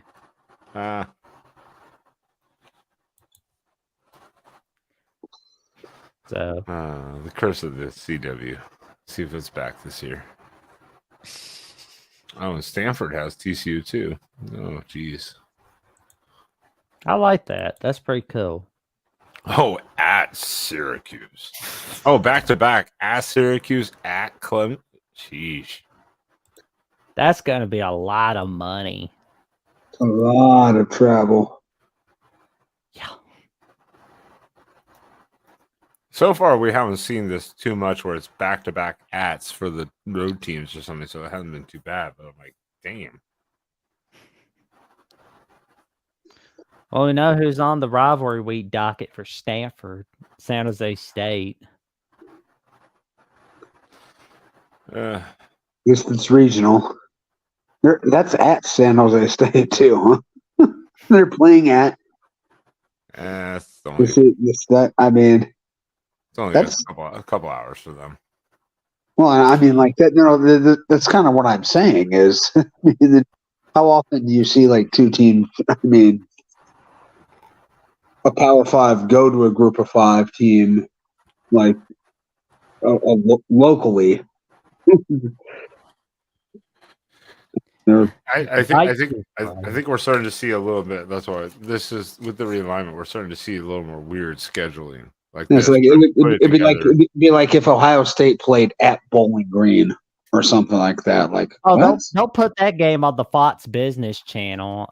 After Maria Bartimo, we're gonna put on the Stanford San Jose State game right here on Fox Business Network. Yeah, I'm really gonna I'm really gonna watch Stanford San Jose State on Fox Business. Yeah, I'm sure about that.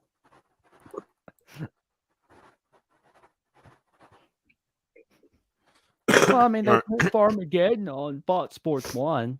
Yeah, I'll watch that. I'm not watching Stanford San Jose State. I imagine there will be better games that weekend. Like maybe something called Michigan Ohio State might be going on. Or, Alabama, Auburn, Texas A&M, Florida State. Oregon, Washington. Exactly. And, just so many games on rivalry week. I don't think Yeah, anybody's going to it's be. just Stanford, San Jose State's got to be priority viewing, though. Obviously. Well, it's a late night CW game. The CW stays up after dark too. Yep. Ooh. Well, Go ahead. no, I was gonna say what we got left. Oh, we got Syracuse, Virginia Tech, and Wake Forest. All right. Oh my god. 4 teams going. So, Captain McCord to the rescue. I doubt it. But this is Syracuse, so we've got to spend a good 15, 20 minutes. That's an interesting game right here at UNLV in Las Vegas. That's kind of interesting though. Oh, they got to get that Vegas money. And they're playing at Allegiant Stadium. Oh, that is where Yeah. UNLV plays, Yeah. right? That makes no goddamn sense to me. I'm just saying that's an interesting little kind of twist there. Jackson, can you pull up whatever comment made you just bust? Just busting after like that. I'm not sure if it's Tim saying he didn't have fun in You 2022. got one life. That's the way I look at it.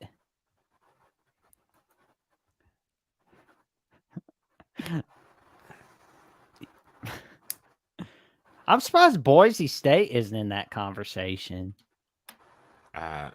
Boise's always in the conversation, but no one ever goes for it. I don't know. For certain conferences, I get why, but they've just never. Well, certainly for some of them, the academic thing is. Well, that's what I mean. For the Pac, it was the same thing. It was always academic. It had nothing to do with football, stadium, nothing like that. That's a pretty decent market, really. I mean, Boise's not a tiny place.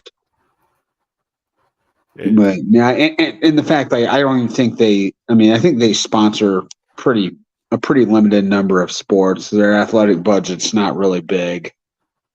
I think there's a lot. Yeah, I mean, the performance on the field in football, yeah, they're definitely worthy of inclusion, but it's all the other factors they fall behind on. Yeah, that's the biggest thing. The academic is the big one. Yeah, Boise, they like 50 years ago, they were a community college. Boise was. So they got to travel. They're traveling to Massachusetts, then they got to go to Berkeley for November. My God, that's going to be a lot of money for them.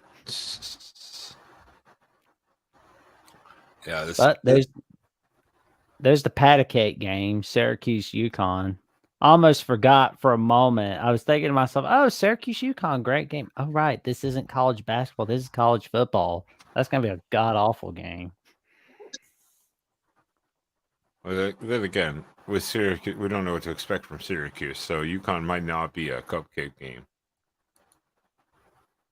True. It's like it might not be a cupcake game. Syracuse's new coach, though, he was ace recruiter, top recruiter in the country, according to 247 Sports. So maybe brighter days ahead. Let's see if he can translate that to wins over at Syracuse. I mean, he's definitely a lot better than Dano Babers. I mean, does the Syracuse Stadium finally have AC? Don't know, but they need it. I just remember all the games I used to watch, and they'd be like, "Yeah, there's no AC in this building," and I was like, "Oh my God, it's so hot." When it wasn't wintertime, obviously. True. And I was like, "Good God, a closed stadium with no AC! Holy shit!" American Coastal Conference. I like that idea, Purple Oka. I like that. That's what it really should be now that you have Cal and Stanford. Especially. There we go. Yeah, there still is SMU. Well, in Louisville. They're not really on the coast, obviously. They're on the coast of the Ohio River, right? That's It makes more sense. It does make more sense than the Atlantic, obviously. It does make much more sense. That would be a perfect slogan for the ACC, American Coastal Conference. Makes It more makes, sense. makes more sense. Purple Orca, you better copyright that shit quick. yeah. Otherwise, they're going to steal it. Yes, Jim Mora is going into his third year at UConn, I believe. Yep. Good first year, not so much the second year. Let's see what he does in the third. That we will. Oh yeah, That we'll is- definitely wait. They were probably the worst team in college football though when he took them over. So they were still better than that last year. Oh yeah. No, they were a dumpster fire, absolute dumpster fire before he got there. So There we go, South Aldous rivalry, and then we got the Virginia Tech rivalry. So I do want to look at Notre Dame's schedule just a little bit. Can we do that? I mean, this is the time to do it. This is the conference that they kind of fit in. Just real quickly. they like claim 50%. Notre Dame Texas A&M is gonna be fun. Oh, that was really interesting. That's going to be a barn burner. I mean, that's going to be intense. Oh man, That will be an interesting one. Even NIU. I mean, who knows? And I don't know what NIU could be. They're at Notre Dame though. NIU has been They haven't been very good lately. No. But hey, they're going back. They're rekindling the rivalry with Purdue. Huh? That's for a few years. Haven't seen that. Haven't seen them play each other in a while. That's good to see. I think honestly, with NBC having control over the Notre Dame home schedule and the TV contract, and having part of the Big Ten contract, they're gonna see if they can have a hand in getting Notre Dame, Michigan coming back annually. See if they'll see if they can do that. That's this is the easiest, the softest Notre Dame schedule I might have ever seen. It's just, I mean, Florida State may be tough. Maybe Louisville's tough, and USC, we'll see. But yeah, this is a pretty soft schedule. Minus Florida State, probably USC, and maybe what was their first one? Louisville. Those are the three. Those are, and then obviously they do have A&M too, so you don't want to discount that. But there's more. Was that? And supposedly there's one more game that's supposed to be added to the schedule, and that's Army for Notre Dame. Okay, so that shouldn't be all that difficult, but we'll see too. Notre Dame likes to throw games away. Yeah, they do, but I don't know. That looks like a pretty good, well set up schedule to make a playoff run. For sure. Well, we got Virginia Tech. Yeah, they're going to start off with going to Vandy. They're probably going to put that game on the SEC network.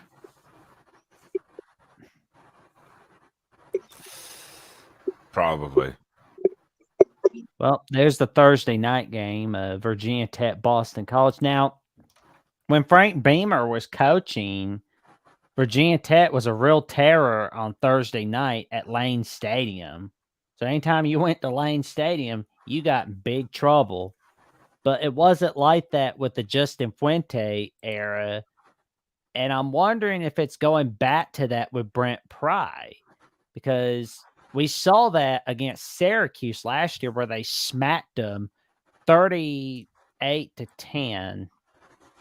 So are we seeing more of that Thursday night magic with Virginia Tech again? Or is it just What do you guys think? And Virginia Tech's a long way from being terribly relevant, I think. Yeah, Oh, I think it's way too early to see. Let's see if Virginia Tech even keeps the momentum that they had last year. If they keep that same momentum, like in the first, like, say, 3 or 4 weeks of this season, as they were like last season, then I might be like, okay, people need to watch out. I think it's a little too early to tell for sure. I think honestly, this looks good enough to be a bowl eligible schedule for Virginia Tech. Hell, they could get more than 6 wins, like 7 or 8 wins. I mean, this looks pretty easy. And plus, they always have such an easy time with Virginia.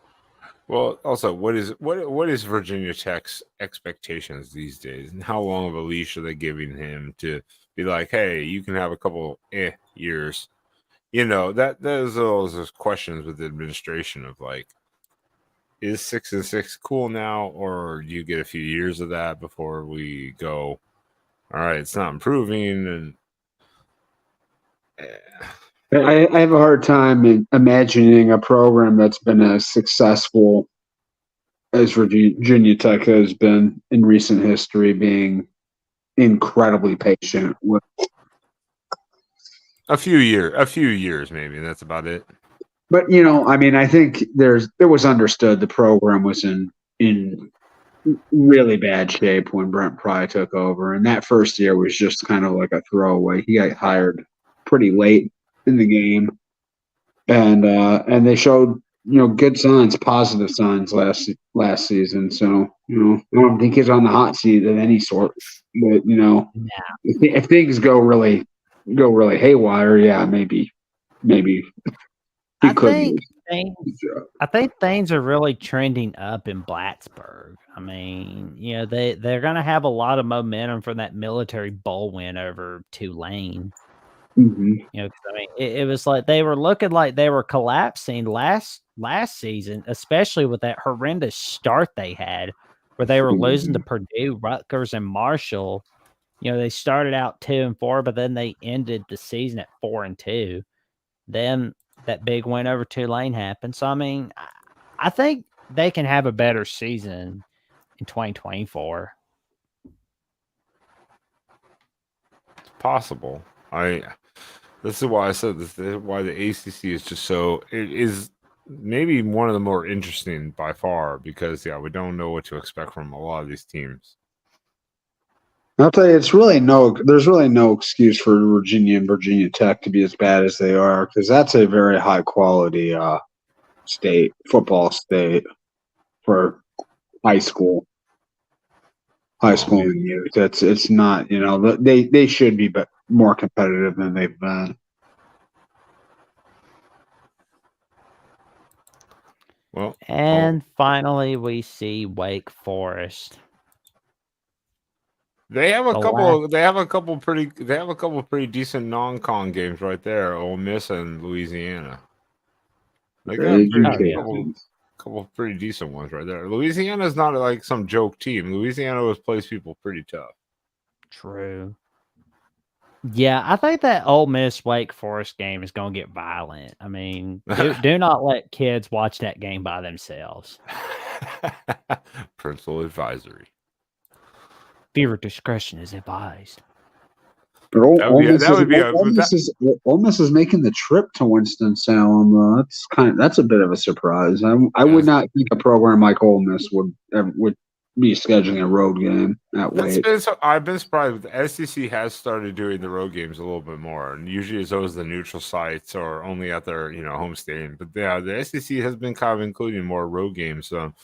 But yeah, that would be hysterical if they actually put a parental advisory before this game.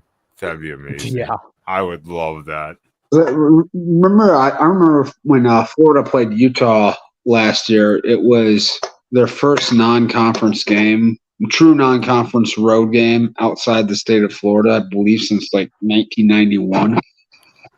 Last year, yeah, it was something absolutely absurd. I think it was 93. Wasn't it, Jackson? Something like 1993. Whatever it is, the SEC team. 91. It was 1991 91. at Okay. Syracuse. It still was ridiculously long. Yeah. Oh, Yeah. if I were AD that's- at Florida, that wouldn't be allowed. I'd be like, you're going to that road game in this location, that location, because That's I still say so. absolutely stupid. And then they lost it. So, maybe that's why they haven't gone on a road game. Wow. So this is too fun. Well, I know that Wake Forest and Stanford last played a home and home in 2009 and 2010. 2009 Wake Forest won a tight one. 2010 Stanford beat them badly. 2009. That was Luck's freshman year, right? Yep. Yes. So 2010 is not surprised that Stanford beat the shit out of him because Luck was definitely on his game at that point. Yeah. But Yeah. at Wake Forest going to at Stanford, that's a hell of a trip. I mean, no matter what, you can say it's only a 4-hour flight, whatever. That's still a hell of a trip for an entire team. 68 to 24, 2010. Oh my God, that game was violent. What was the score of that game? 68-24.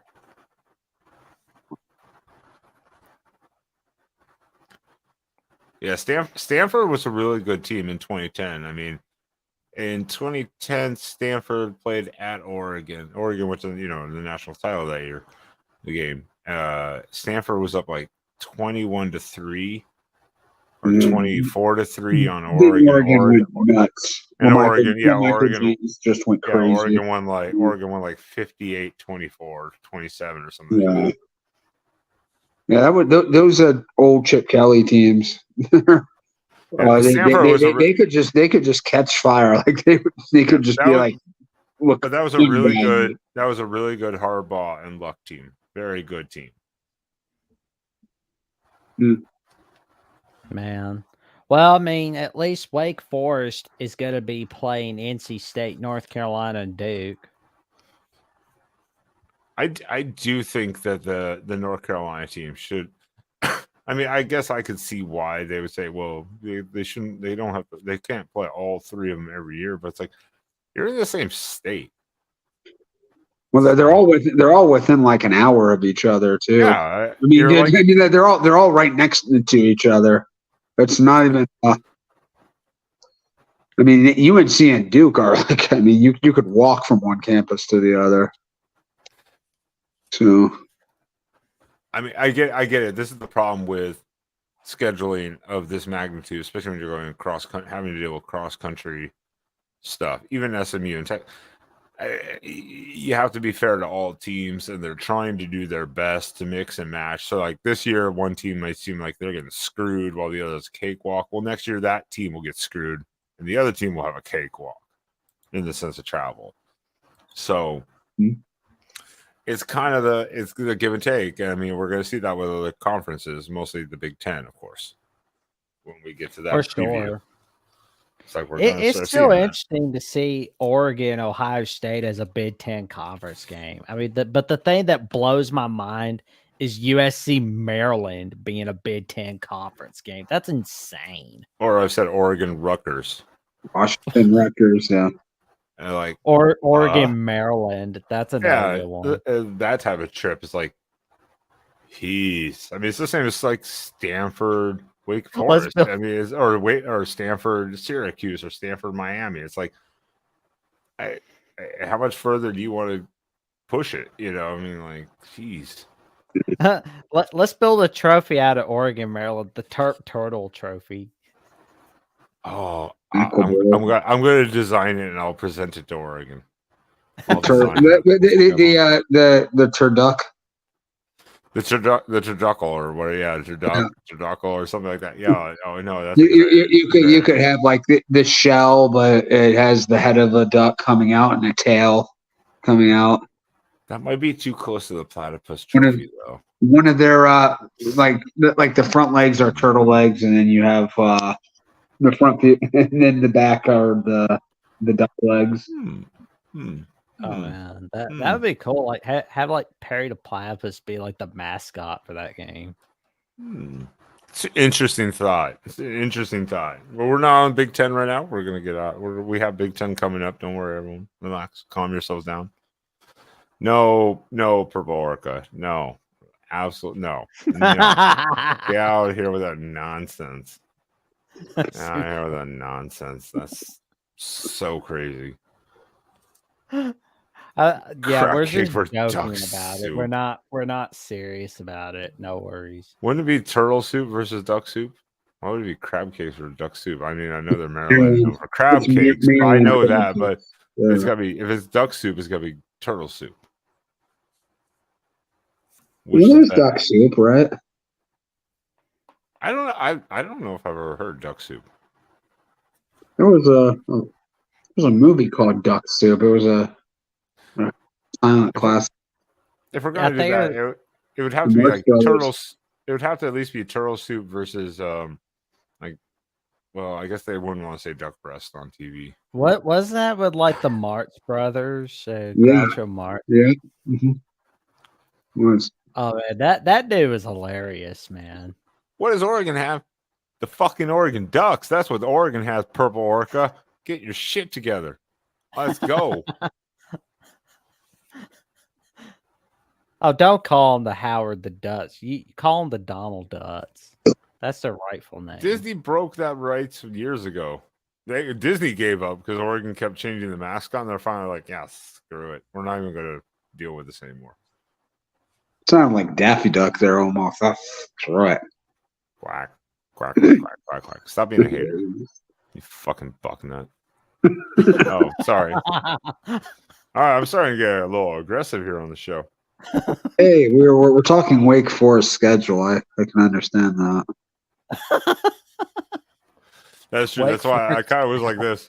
How many more do we have to go? Because I forgot conferences are expanding, so it's like it takes longer to get through if you're actually looking at each team little by little, a little bit here and there. It's like shit. The Hey, looks like I made a mistake showing up here on that Wake Forest California game.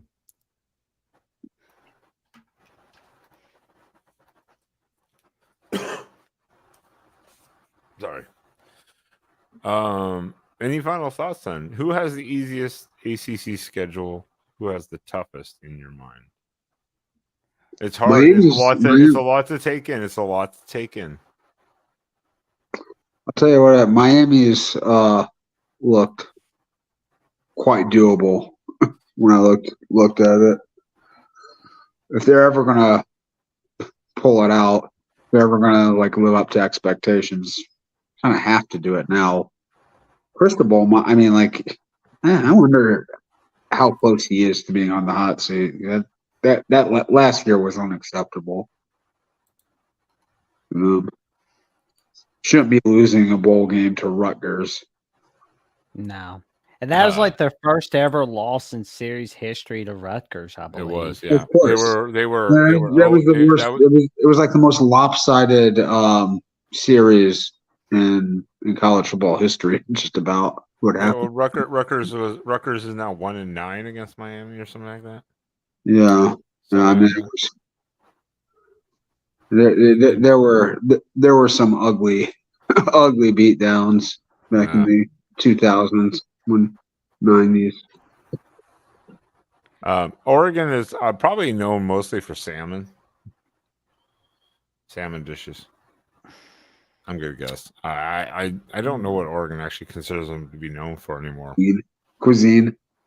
Yeah, cuisine wise, I'm gonna guess salmon. Oh God.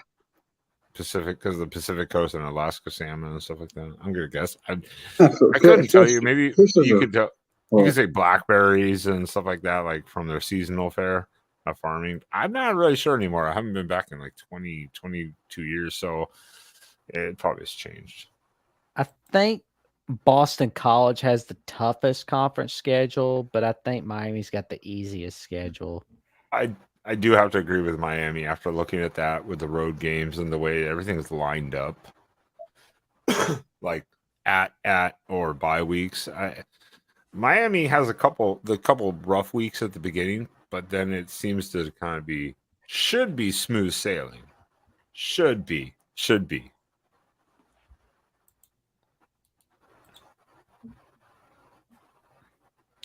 Yeah. Will it be? That's a different question.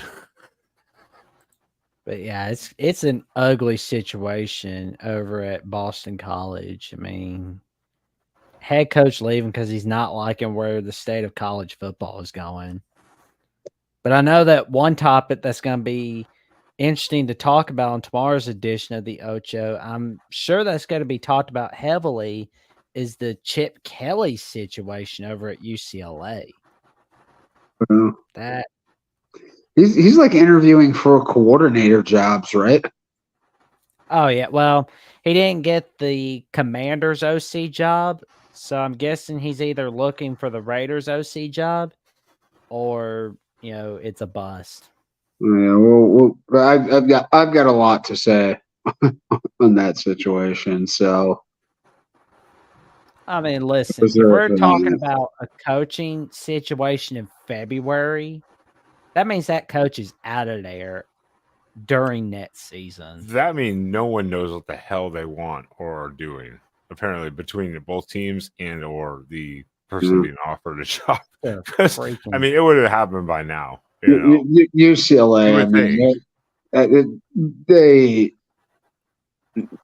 they've let that situation get so bad. They're just they don't have any spine in that athletic department at all. I think you need to. No, it's just you have to. Oh, look who it is. The man who didn't want to come in and talk Miami football with us tonight, even though I texted him. Oh, well, guess what? The show's over, traveling fools. Get the hell out of here. Oh, sorry. I'm a little cranky. It's 12:30. We spent 2 hours talking ACC football. Yeah. I know. I was like, every show, I'm like, can we leave it at 1 hour, please? There's 3 of us, too.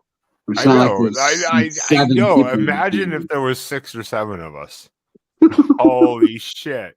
We would never leave. We'd be here for 5 hours again.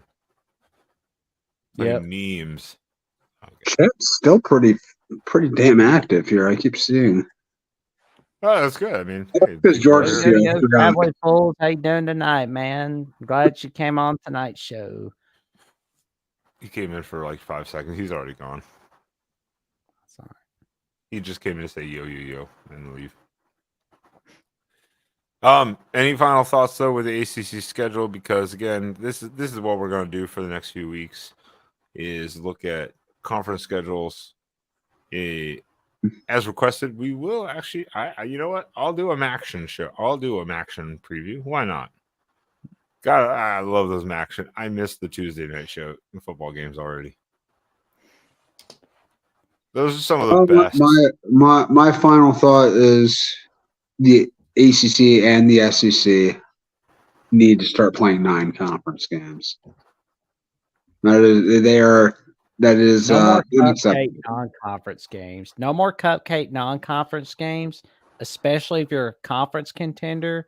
But if you're a pile of crap school in college football, okay, fine, you get the cupcake game.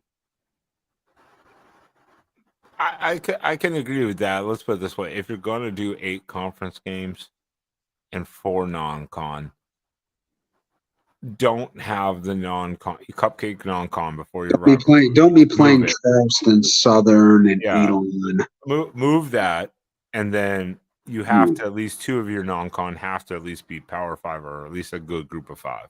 Like what you determine to be a good group of 5. I think that's why it's just easier to make 9 conference games because that eliminates the situation. But you have to remove, and the ACC too. You have to remove that cupcake game away before rivalry week.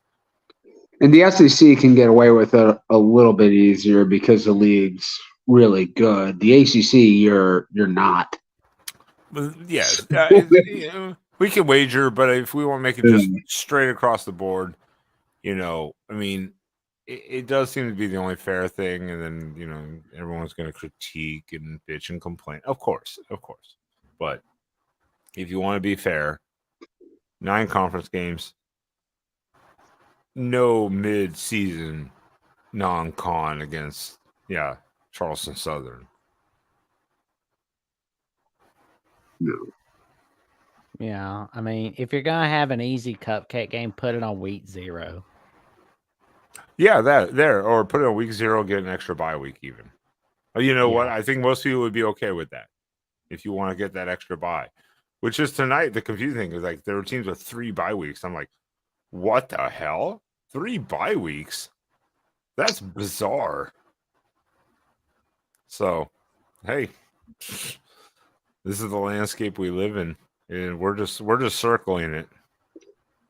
Like we are just circling the new college football era. They take an adjustment, that's for sure. There's Yeah. going to be a lot of things that will feel very off this season. Yes, that's an understatement. I mean, even the SEC with just Oklahoma and Texas. When we look at that, it's still going to be like, what? Yeah, you're watching in the middle of the season and you're watching Oklahoma LSU or something like that. Like, whoa. On rivalry week. I mean, I'm not really gonna feel confused about Texas Oklahoma being an SEC game, especially with like Texas A&M. But I think where I'm gonna get confused for a little bit is where we see Texas Georgia played each other or Oklahoma Alabama, where I'm thinking to myself, oh, it's SC Big. Oh, right, that's an SC conference game now. Or it might even be like if they play the lower teams, like Oklahoma plays Kentucky or something like that. Yeah. Like we need to get this. Week 8, Texas at Vandy, or something like that. It's gonna be like what? Stuff like that. It's just gonna. Texas Mississippi State. That's gonna be funny. Texas Kentucky. Oh my god. Yeah, it's gonna take some getting used to. That's why we're kind of going over this to kind of like, because as I said, as doing with the Oregon show, it's like even after every game, it was like, man, we might not play this team again for a long time. And even after the season ended, even after the bowl game, I was like, has this set in yet? The Pac-12 is dead for Oregon football wise. It's like, no, not really. Until we started looking at the schedule and going, and it still hasn't really set in. So it's just one of those things where it's like, yeah, it's going to take some adjustment. Well, before we get on out of here, we'd like to tell you that if you love exclusive live streams, watch parties, predictions, betting advice, and insider looks in all of college football, come on in to patreon.com/MarkRogersTV or become a YouTube member of the Voice of College Football. Also, if you're looking for that special something for your sweetheart on Valentine's Day, come on into the what is this? I don't think this is safe for work. Oh, well, it's late night. Who cares? You can come on in and get some of the lovely merchandise right here at topqualityshirts.com/the Voice College Football. There's a keychain, gift cards, coffee mugs, t-shirts, phone cases. Oh, there's a flag, future subscriber, slides. That denim jacket looks awesome. There's even stuff for your kids, visors. Oh, and you're going to love this, the hoodies, button shirts. But here's a really good one, the dog bowl. The dog bowl. I love the dog bowl. Would you say no to this poor little doggy? Would you say no to him? Tell me you wouldn't say no to that cute little face. Cute son of a bitch. He's cool, dude. And finally, there's the shaker pint glass from the Voice College Football. And it's all right here on topqualityshirts.com. Come on in, get some of that merchandise. It's waiting. As also, too, again, please don't forget. Now, besides all that, the Big Ten Show live is now on Fridays at 7 p.m. Eastern. It moved a few weeks ago, just reminding everyone so they can make sure to check that out. As well as please make sure to check out and subscribe to the Big 12 channel. Link is in the description of this video. So please go down there, check it out, subscribe, help grow that channel. And as for you, gentlemen, any final thoughts and where people again can find you if they so choose to stalk you? Jackson loves getting stalked online. He loves it. Oh man. Well, everybody can find me right here on YouTube at Jackson Johnson 979, where I'm doing my best to get to 500 subs. I'm 216 subs away from getting there. And I'm definitely going to need a lot of help getting there, but I'll get there pretty soon. And you can also find me on Twitter /@ at Jackson09960335. And you can also see what I have to say on the latest episodes of the Jacksonian and some of my latest takes on the sports world or anything other besides sports world on Instagram and Threads at Jackson Johnson 543-908. Sean, where can everybody find you? You can find me on the O Show tomorrow night. I'll be and we're it's Ohio State week on the O Show. Nice. Johnny is bringing on JR from the Big Ten Huddle show, and that should be a good conversation. Spirited, lively debate, as always. You can also thank you, Thomas Zero. I appreciate it. I appreciate that, man. You can also find Sean Garner at 212 Oak Forest Lane, Columbus, Ohio, and at 814-727-8335. Those are his personal details right on the internet. I just made that off my ass. I just pulled that shit out of my ass for him because he's so special. He's like, that doesn't exist here, and I don't live in Columbus. No, I definitely don't live in Columbus. I had to make it sound real, so everyone would start Googling and be like, is that where he really lives? Now you probably did just dox somebody. I don't even think 813 is a real zip code, area code for a phone, so I don't think you have to worry about that. And whoever that person is, I pity the fool.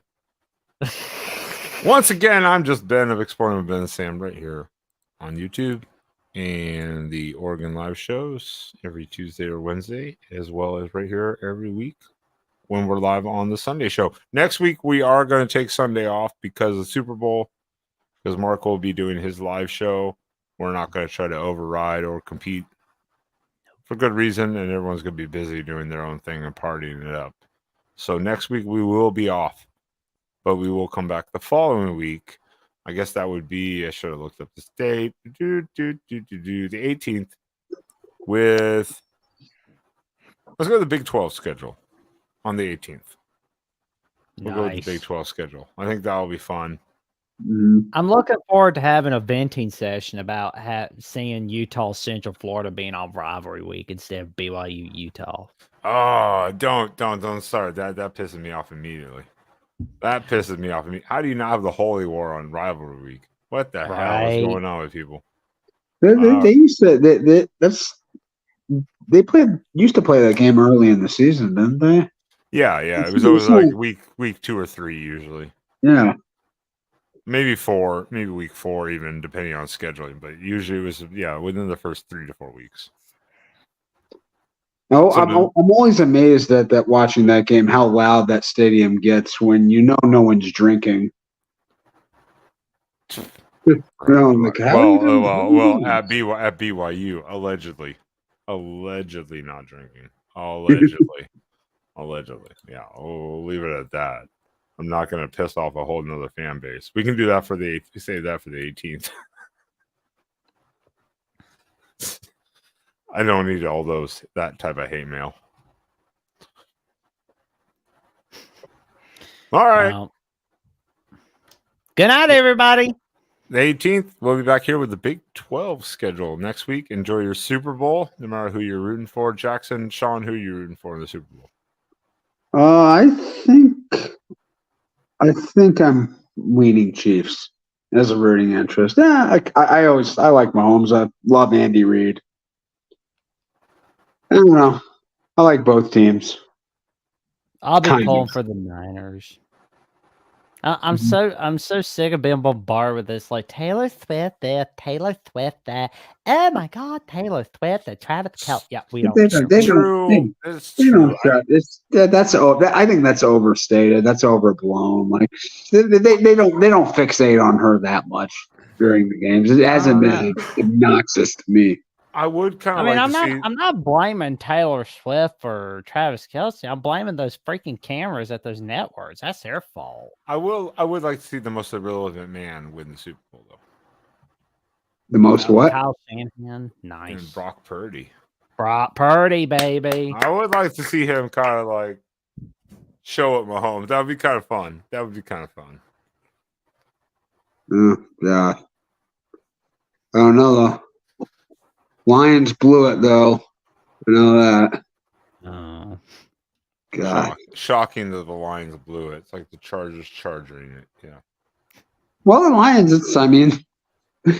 People were saying in the same old Lions. It's like, no, you were in the NFC Championship game. When you won 2 playoff games. I mean, this is not the same old Lions. And I think, honestly, the fact that Ben Johnson has chosen to stay for another year to run it back with Detroit basically shows me that it would not surprise me if they won the NFC in 2024. I mean, that sounds way too early, but I don't see a lot of those guys leaving Detroit. They're going to be one of the favorites for sure. I'll bet my money on it right now. Lions winning possibly winning Super Bowl or the NFC. I'll tell you what, though, I think they're going to have. I think Green Bay is on the ascent here. I think they'll be a contender in the North. Oh. And plus, the Vikings, all they need is a good quarterback, and they're really good to go. Well, we will see as the NFL wraps up next week too, and then we're really in a dead period. Jeez. Yeah, exactly. So thank you, everyone. Once again, please hit that like button. Helps the channel a lot. It helps the show a lot. And we'll be off next week following the Super Bowl. We will not be here, but we'll be back the next week on the 18th to talk the Big 12 schedule for 2024 and that preview. And with that, all I have to say is the classy words of "Play me out, Pop-Tart."